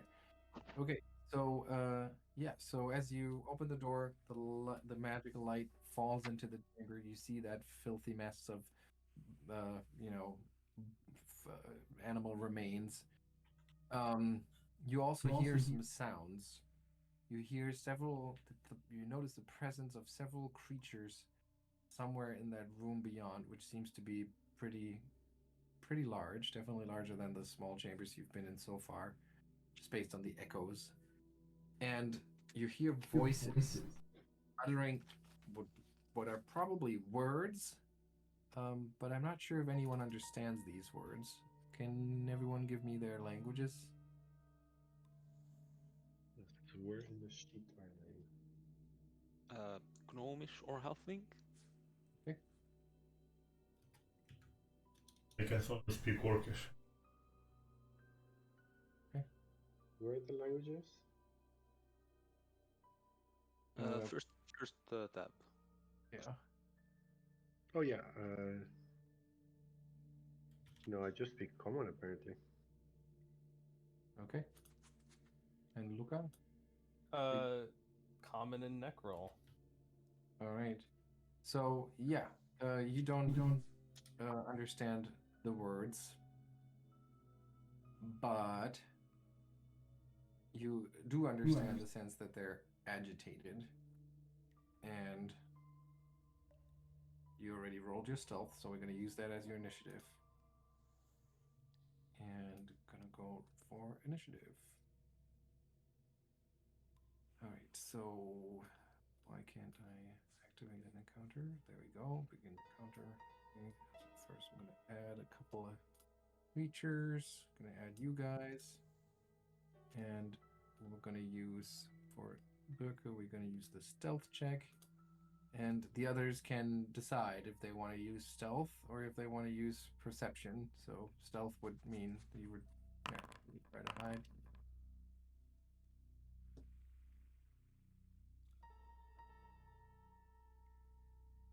Okay.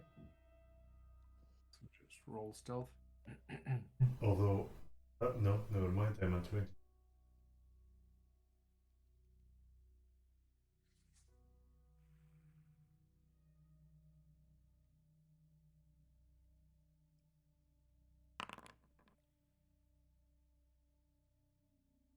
We should all technically have a +1 if Birke was scouting, so. Right. So Soma decided to go with perception after all. Hello? Suma? Hello?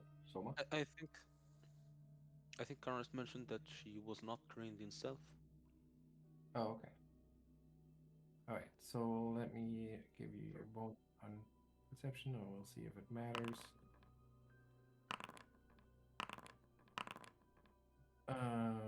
Okay. Indeed, it does matter. That's always nice. Oops.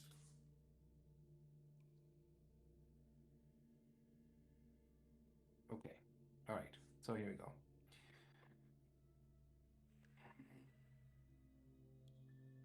All right. So, Birke, you hear those words uttered. You hear the presence of creatures, and you hear sudden alarm, probably in response to the fact that there's light flooding into the chamber coming from your direction. And then you hear footsteps falling, and a creature comes into view. Creature that looks vaguely human. Well, pretty much humanoid and vaguely human, but it has overly large eyes and sharp but horrible looking teeth. Looks something like this. Hope everybody can see it. Meagle. Yeah, kind of reminds you of that for sure. And the creature moves into view. Get the others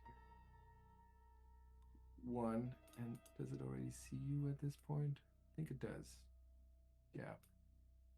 And then as it spots you, you see that its face goes like first it goes wide in surprise, then you see a wicked grin, and it takes out a dagger and chugs it at you. So, gonna target you, and then we're gonna chug it. And it hits and does 5 points of damage. No, my new armor.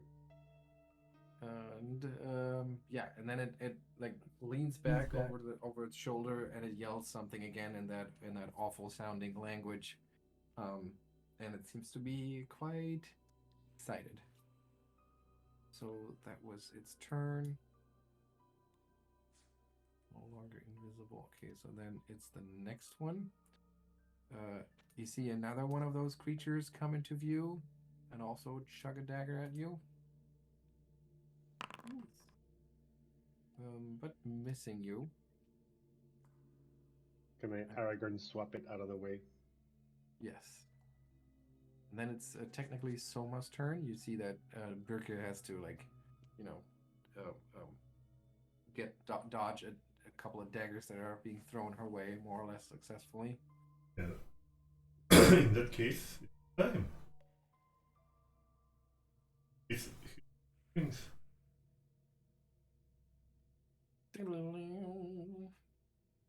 Everybody's inspired. That is one action, I assume? Yes, action, but if I wanted to, what was I thinking?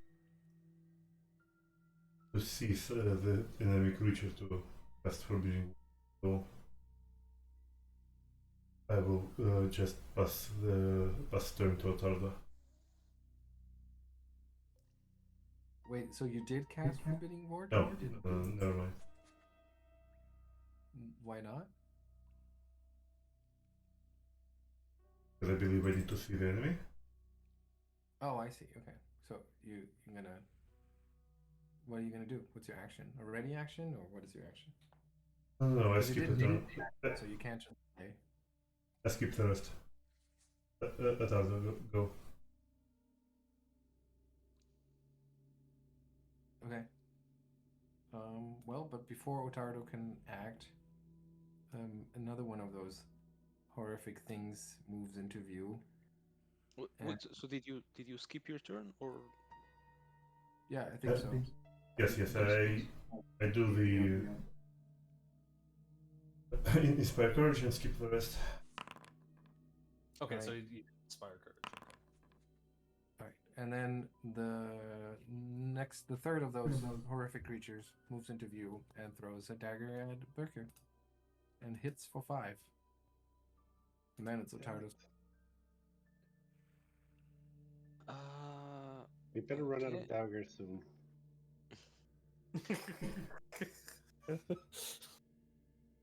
Ottardo is going to raise his shield and then he is going to strike. Okay, all the way here. He is going to take aim at this rude creature that's throwing stuff at us Ooh, look at that. and try to bash its brains in. Wow, okay, that is already the crit damage, yeah. Is it? Yeah. So you badly injure the creature storming into this room.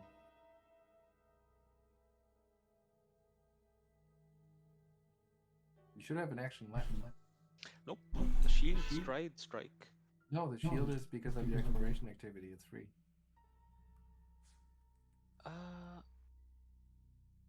Oh, I forgot that. Well, doesn't he have to raise it to keep it up for the next round? Yeah, I'm trying to figure out, is it you have it raised in case you're surprised? Combat because breaks out. If combat breaks out, you gain the benefits of raising a shield before your first turn begins.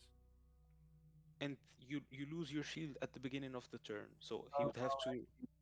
It Mhm. basically it's there just in case, just before your turn comes up, I think. Yes, Yeah. I think you're perfectly right. It's basically you could block before your first turn that way. Yeah. But it doesn't give you a free. Okay, I see. That's weaker than I thought it would be, but okay. Yeah, great. All right. So that was your turn, and then it's Lucca. Yes, Lucca is can't really see anything from here, so he's gonna advance. He's like, what's going on? And then step all the way up here. Probably foolish. But he can see these things. That was what 5, 10, 15. As he realizes that Ottardo's locked in combat, he's gonna back off a little bit. And he's gonna try to identify what the heck it is. All right. Give me a knowledge, society, or some lore relating to the Darklands. No. But he will roll society. Is it a secret roll or is it an? Can't Yeah, remember. you could roll. You wouldn't know how much. How much you don't know. Okay. Apparently I did that wrong. But Oh, so you see the result? Yeah, I guess it's I just see the result. I should have done a blind GM roll. but that's fine. Yeah, they sure look weird. You would say that they look like underground creatures of some kind, and they look humanoid. But you don't quite know what to make of this. Okay. So third action in that case. Do I have any useful cantrips with one action? I guess I'll cast Shield on myself, just in case a dagger comes my way. All right, and you shield yourself. Okay, there's a final creature that comes up, and to your surprise, Ottardo, it moves in and actually shares the space with one of the other creatures, and then it attacks you. And by doing that, it actually kind of cleverly uses the confusion of having two of them so close next to each other to its advantage. And it strikes you, but misses the first time, and then strikes again, and misses again. And then it's Birke's turn.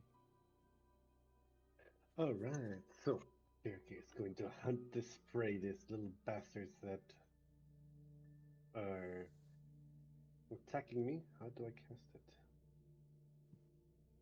There we go. So, as hunt prey, I do a recall knowledge check, but since I have Hunter's Edge and Outwit, I get +2 circumstance bonus in a bunch of stuff, including checks to recall knowledge. Okay, but the first thing you need to do is designate a creature. Yes. Single creature. So, this little bastard here. Okay. Wait, no, this one. Which one threw the dagger at me? I mean, they all did, but which one hit me? The one that hit you was this one. Yes, that one. I'm Okay. staring at it. So roll society or something Darklands specific. Okay. Or something else. Survival? Survival? No. It's a knowledge check you're trying, right? Yeah. Yeah. Okay. Society. Or nature? Nope. Society. Athletics? Yeah! Hey. Critical! Look at You know what that that. means? That means something, right? That's the first Yes, time. it does. When I critically succeed and identify your hunter prey, I note a weakness in the creature's defense. Me and my allies gain a +1 circumstance bonus on our next attack roll against that prey. And because I have Monster Warden, we get a +1 circumstance bonus on our saving throws. So, bunch of stuff. Finally! Like, I've been waiting for this to happen since I made this character. What is the name of that effect exactly, or is it what the It's ability? a Monster Hunter. It's a class feat. Okay, because there might be a macro that helps us to keep track of that. Yeah, there is. So people can just drag and drop the effect. Ooh. Hunted prey. You and I stay again a +1/0 to your next attack roll against that prey. You can give bonuses. And then there's Monster Warden as well. Okay. Still, I guess it's really just an individual creature, even though it's the same type, right? Yeah, because it's a single foe. Yeah, yeah. All right. Okay. Cool. But you do know a great deal about this. For some reason, you must have had a strange obsession at some point about all the stories that you could gather about the infamous Morlocks. They are, Ranger. yeah, you know that they are degenerate descendants of small, isolated human communities where inbreeding is common for prolonged periods. Um, as a matter of fact, you also heard theories that the Morlocks on Golarion are actually descendants of the ancient Aslanti, um, particularly those that tried to escape the death of their empire by fleeing underground into the Darklands, encountering whatever horrors there that lurk there that is either immediately or slowly transformed them into something less than human, but far better adapted to survival in the savage depths. You know that Morlocks live in primitive tribal societies that are based solely upon the ability to hunt. That's the one thing that they care about is hunting. If you're a good hunter, you're a valued member of the pack. If you're not a good hunter, you're probably going to end up being hunted at some point. Um, there are a few Morlocks that are known to have a knack for engineering. Um, they, for some reason, are known to expertly use ancient machineries that they must have found deep in underground. They're not as good as creating their own. So they're just kind of scavengers, hunters, dwelling in the Darklands. So that's about the history of them. In terms of game mechanics, they have dark vision. They're very susceptible to light. They're they're easily blinded. Oh, that is good to know. Yep. And that is it. Okay. Awesome. So that was one action. For the second, I move here. If my weapon has reach, can I hit this one? Or do I need to get closer? Yep. No, that is reach. Then Feet. I'm gonna attack it. And I should get a +1 circumstance bonus. Yes. Got it. That's a hit.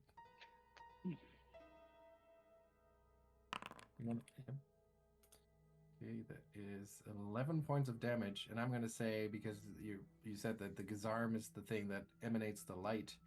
The light spell does create bright light in its immediate surrounding, right? Yep. Yeah. In that case, the creature not just creatures from the pain, but also it like clutches at its eyes as it's being blinded by the glaring magical light. And can I use my third action to let everyone know, like, convey this information? Like, these are Morlocks. They're sensitive to light, these vicious creatures. If your weapons won't harm them, the light will. Yeah, you're free to share that information, but just so you know, you already were at 3 actions because you moved. You used your right. And attack. Yes, of course. Right. it's fine, but that talking is that's fine. That's within reason of what you can do without an action. All right. Okay, so that's that. The Morlock that was standing around the corner comes running around or turns the corner, charges Birke. I don't think you have attacks of opportunity, so it just comes in and it just jumps you. It's just it doesn't have a dagger anymore. It already threw it at you, so it just comes running and then jumps and tries to bite you and misses. You just kind of knock it out of the way with your gizam. So that was the second action. Then as a third action, it tries to bite you again, in a savage attempt of trying to draw blood, but once again unsuccessfully. What do we have next? That's this one. Oh, right. The other one that you just attacked is just kind of like It's blinded from the exposure to light, but at the end of its turn, seems to slowly sorry, it seems to get used to the bright light and is just dazzled at this point, which I should actually add to the other ones too.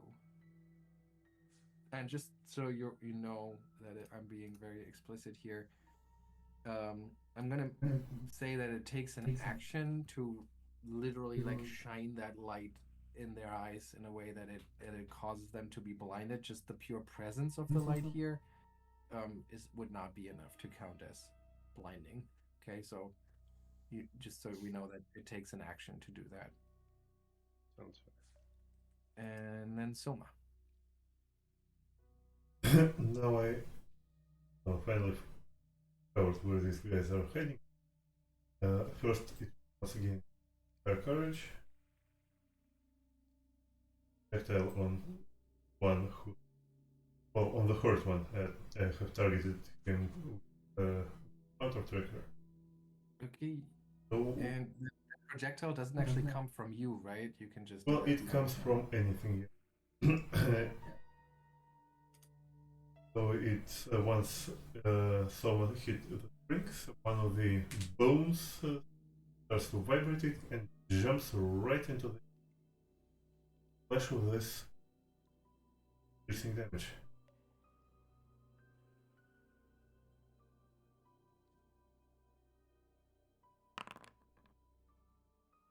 And it's a hit. 7 points of damage. That's the one that was already injured, right? Because there are two on the same square. All right, and that ends this Morlock. I'm just gonna pull it out so it's gonna get confusing with the ability to use the same square. All right, good job. I think you have an action. No, No, you don't. that's it. Okay, so that one's out. Ottardo. Ottardo is going to raise his shield again. And then strike the Morlock in front of him. Or attempt to at least. Yep. And he's going to try again. And miss again. All right. Lucca. He sees these two getting real feisty with his companions, so he is just going to turn that blank mask towards one of them. This one down here. And he's going to hit.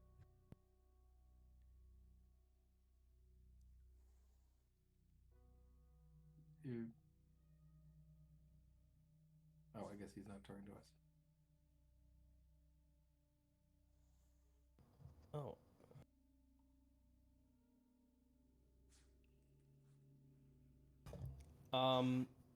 He's going to demoralize that one. He has intimidating glare as his level 2 feat, so he can do it without the need to share language. All right.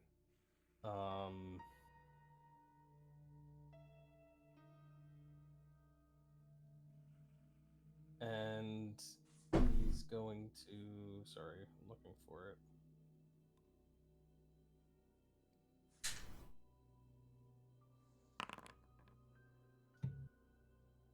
That's against And- will DC, I assume. Will DC, yeah. That is a hit. It's an exact hit. It's frightened. And then he's going to use his remaining 2 actions to produce flame and try and shoot the one that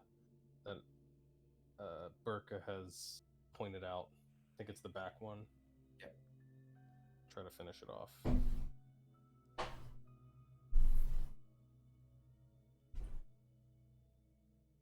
Since he gets the circumstance.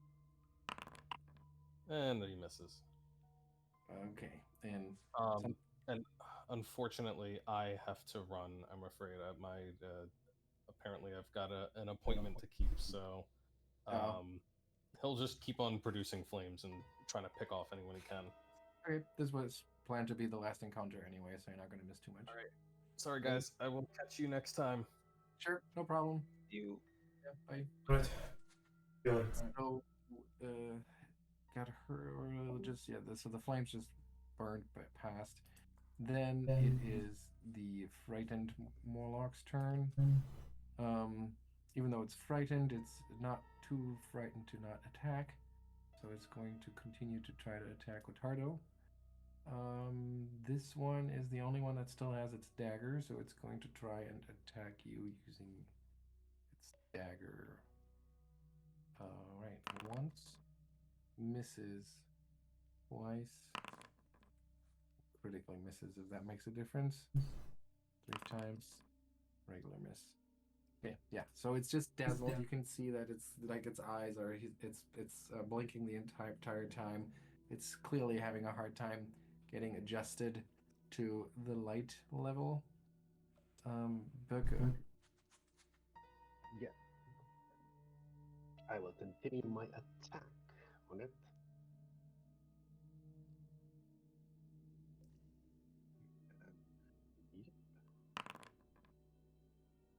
Oh, wow. Nice. Guess that was a good investment. Roll the damage. Okay. Oh, Well, that's just the single. I'll take double that. So that skewers the Morlock and kills it. okay. Action 2. Action 2, I will cast Hunt Prey on this one. All right. So it's going to be a society roll.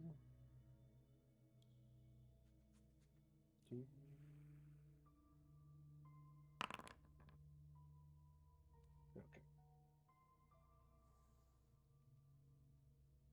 So it's a designated. Yeah, it's a regular success. Yeah. And choose And another Morlock. one more attack. It's not the subject of Monster Hunter. I want to strike it again.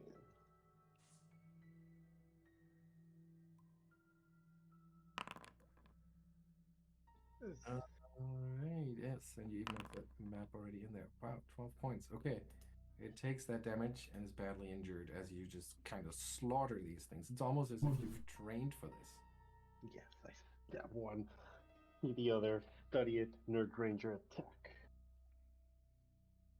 Okay, so the one in front of you, Birke, steps aside onto the square of its buddy before trying to jump you again, and that makes it so much harder to fully brace yourself for the attack, because it's so hard to figure out like when's it gonna come. The first one is easily dodged, and the second one you narrowly, like just thanks to your new breastplate, you feel its teeth clanking against the metal, and you silently thank the gruff smith for his handiwork. And then it's Soma's turn. Doing the same thing. This time I'm targeting the Morlock who shares space, like the one that who is still alive.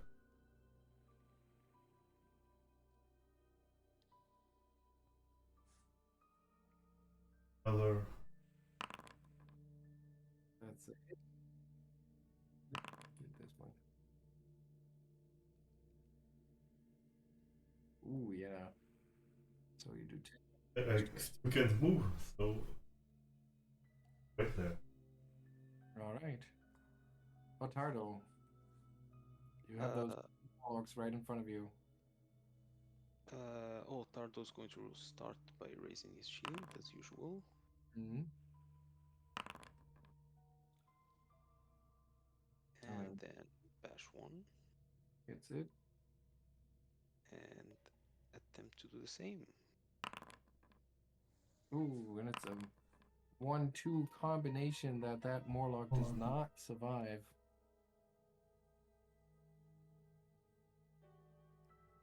And that's your turn, I believe. Yep. So Lucca is going to target the Morlock and cast Produce Flame. Attacking for 18, causing 7 points of damage. And how does it work? Small band of flame appears in the palm when you lash out with either melee or at range. Normally, ranged attack you deal on a critical success target deals double damage and 1. Okay, but the casting time is still 2, so there's nothing else for Lucca to do. Okay, so let's see. I'm just gonna untarget it. Oh, untarget it. There we go. And then it's the Morlock's turn, and it's burned. It's frightened. It is down on its hit points, so it just frantically looks at you, and then it just goes grumbles something, and then still in that strange language that you can't really understand at all, and it starts running. 1, 2, 3, 4, 5, and then way out of your sight.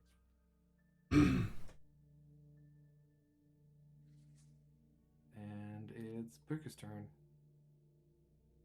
Did I see which way it ran?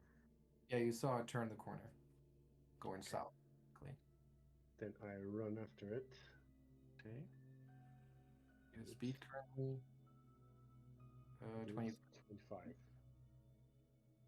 Does that take into account the armor that you're wearing? I believe so, because it's only plate. Yeah, breastplates have a strength requirement, and if you meet it, it negates the 5 feet reduction. Oh, nice. Cool. All right. And 25 feet.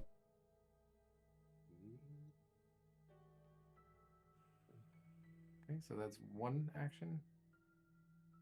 And it turned the other corner, so I want a dash. That's another. Well, that's 15 feet. 20, 25. Yep. And oh, I can't reach it. Not yet, but you do have an action left. I'm going to designate the target. So I want to cast Hunt Prey on it. Okay.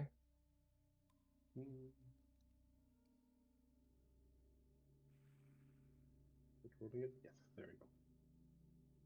We'll roll for it.